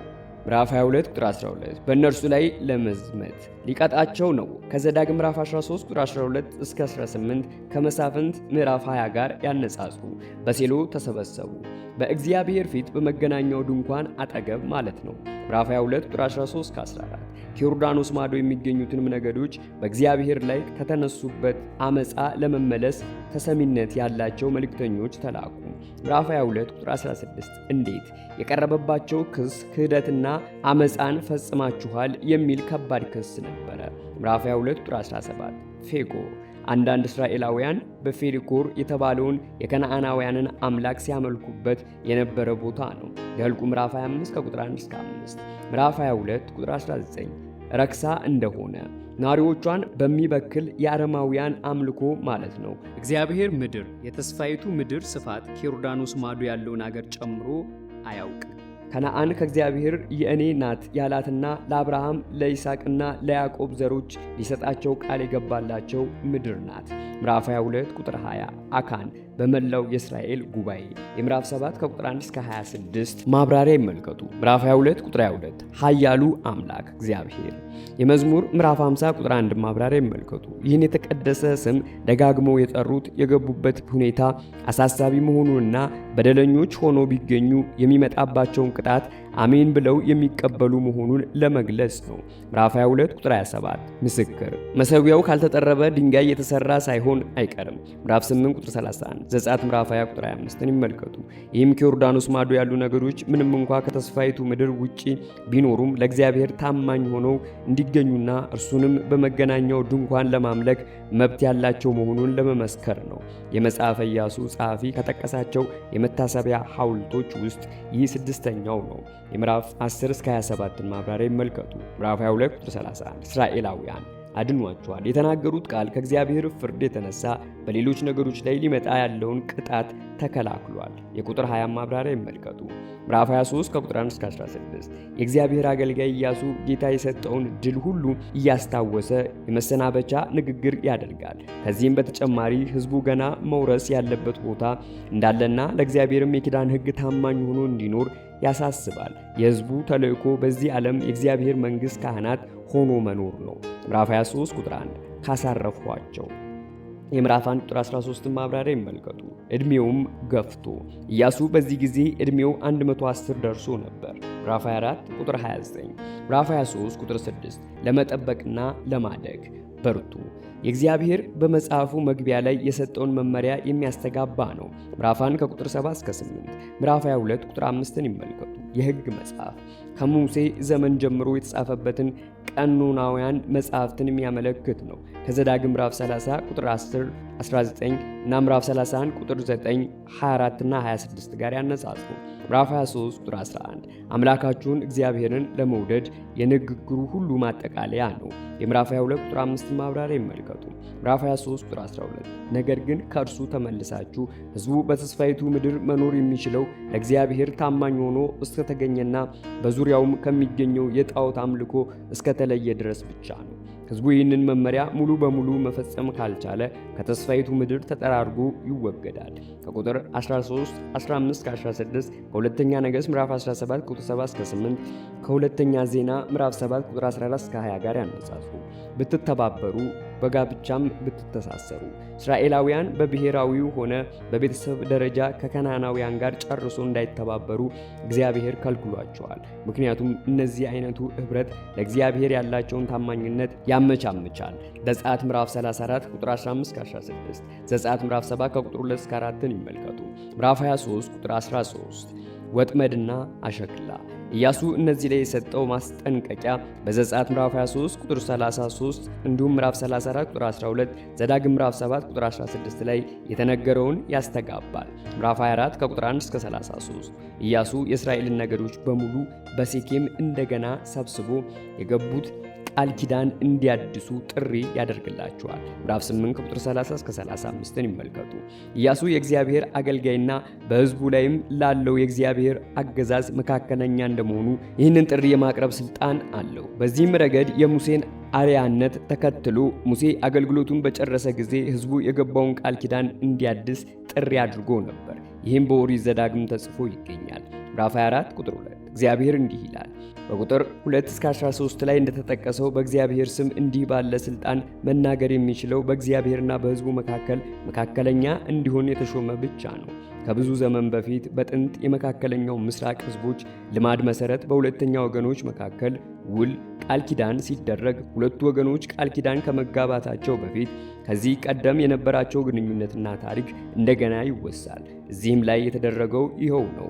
ኢያሱ እዚህ ላይ የሚያተኩረው አብርሃም ብዙ አማልክትን ከሚያመልክ ቤተሰቡ እንዴት ተለይቶ እንደሄደ፣ እስራኤላውያንም ከግብፅ እንዴት እንደወጡና እግዚአብሔር ሕዝቡን በከነዓን ምድር እንዴት እንዳሳፈረ በሚያወሳው ታሪክ ላይ ነው።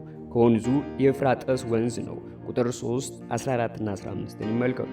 ምዕራፍ 24 ቁጥር 6 ቀይ ባህር አማራጭ ትርጉሙን ይመልከቱ። ምዕራፍ 24 ቁጥር 10 በለዓምን ልሰማው አልፈለግኩም። እግዚአብሔር የበለዓምን ጸሎት አለመስማቱ ብቻ ሳይሆን እርግማኑንም ወደ በረከት ለውጦለታል። ዘኍልቍ ምዕራፍ 23 ቁጥር 24ን ይመልከቱ። ምዕራፍ 24 ቁጥር 12 ተርብ ታችኛው ሰሜናዊ ግብፅ ከብዙ ጊዜ ጀምሮ ተርብን ብሔራዊ አርማ አድርጎ ይጠቀምበት ነበር። ስለዚህም እዚህ ላይ ግብፃውያን በከነዓን ላይ ለመዝመት ያዘጋጁትን ወታደራዊ ኃይል ሊያመለክት ይችላል። ሆኖም ተርብ የሚለው ቃል ስለ እስራኤላውያን የተነገረውንና በከነዓን ላይም ፍርሃት ያስከተለውን ዜና ያመለክታል። ምዕራፍ 2 ቁጥር 11፣ ምዕራፍ 5 ቁጥር 1፣ ምዕራፍ 9 ቁጥር 24፣ የዘጸአት ምዕራፍ 23 ቁጥር 38 ማብራሪያ ይመልከቱ። ምዕራፍ 24 ቁጥር 14 እግዚአብሔርን ፍሩ፣ እግዚአብሔርን ታመኑ፣ አገልግሉ፣ አምልኩ ማለት ነው። የቀድሞ አባቶቻችሁ ከወንዙ ማዶና በግብፅ ያመልኳቸው አማልክት ቁጥር 2ን ይመልከቱ። ኢያሱ እስራኤላውያንን የቀድሞ አባቶቻቸው በሜስጦሚያና በግብፅ ያመልኳቸው ከነበሩት ባዕዳን አማልክት ፈጽሞ እንዲርቁ አሳሰባቸው። የታራ ቤተሰቦች በኡርና በካራን በነበሩት ወቅት ናና ወይም ሲን የተባለ የጨረቃ አምላክን ያመልኩ ነበር። በዘጸአት ምዕራፍ 32 ቁጥር 4 ላይ የምናገኘው የወርቅ ጥጃ ምስል የግብፃውያንን አማልክት ስለማምለካቸው አንዱ ምሳሌ ነው። ይህም የወርቅ ጥጃ የተቀረጸው ምናልባትም በግብፃውያን ዘንድ ቅዱስ ተደርጎ በሚታየው በአጲስ ቅርጽ ነው። የዘጸአት ምዕራፍ 32 ቁጥር 4 ማብራሪያ ይመልከቱ። በሌላ በኩል ደግሞ ኢዮርብዓም በቤተልና በዳን የሰራቸው የወርቅ ጥጃዎች ምናልባት አማልክት ለማስጋለብ የሚያመች ቅርጽ ያላቸው ሳይሆኑ አይቀሩም። አንደኛ ነገሥት ምዕራፍ 12 ቁጥር 28-29 ይመልከቱ። ምዕራፍ 24 ቁጥር 15 እኔ ግን ኢያሱ ለእግዚአብሔር ያለውን ታማኝነት በሕዝቡ ሁሉ ፊት አስታወቀ።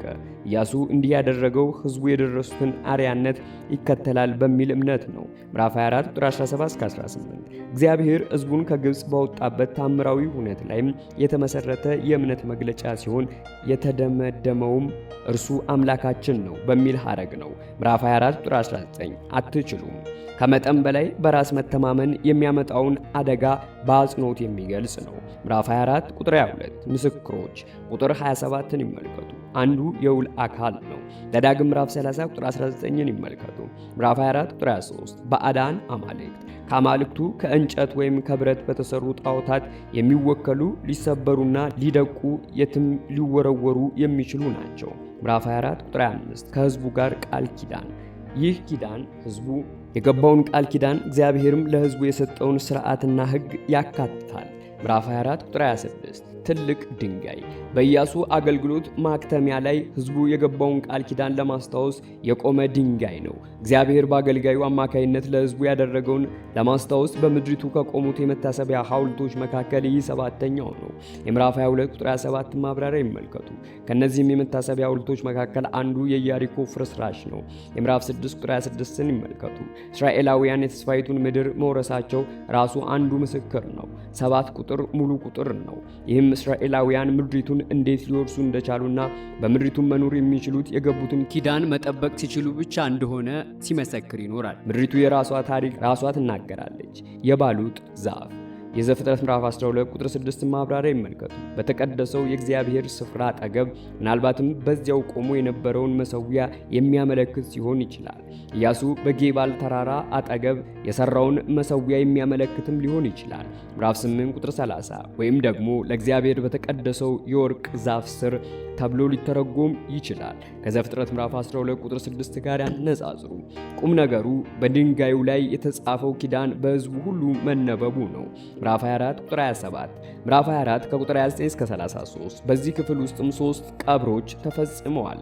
የጥንት ሰዎች በገዛ ሀገራቸው የመቀበር ከፍተኛ ፍላጎት ያላቸው በመሆኑ የእነዚህ ቀብሮች ማስታወሻዎች የታሪኩን መደምደምና የዘመኑን ማብቃት ብቻ ሳይሆን እስራኤል በእርግጥ የተስፋው ምድር እንደወረሰች ያስገነዝባሉ። እግዚአብሔርም የገባውን ቃል ኪዳን ጠብቋል። ምዕራፍ 24 ቁጥር 29 110 የዚህን ቁጥር ልዩ ትርጉም ለመገንዘብ የዘፍጥረት ምዕራፍ 50 ቁጥር 26 ማብራሪያ ይመልከቱ። ምዕራፍ 24 ቁጥር 30 በትምናሴ ቀበሩት። ምዕራፍ 19 ቁጥር 50 እና ማብራሪያውን ይመልከቱ። ምዕራፍ 24 ቁጥር 31 በኢያሱ መጽሐፍ ውስጥ የተነገረው ታሪክ የእስራኤል ሕዝብ በወቅቱ ምን ያህል ታማኝ እንደነበር የሚገልጽ ነው።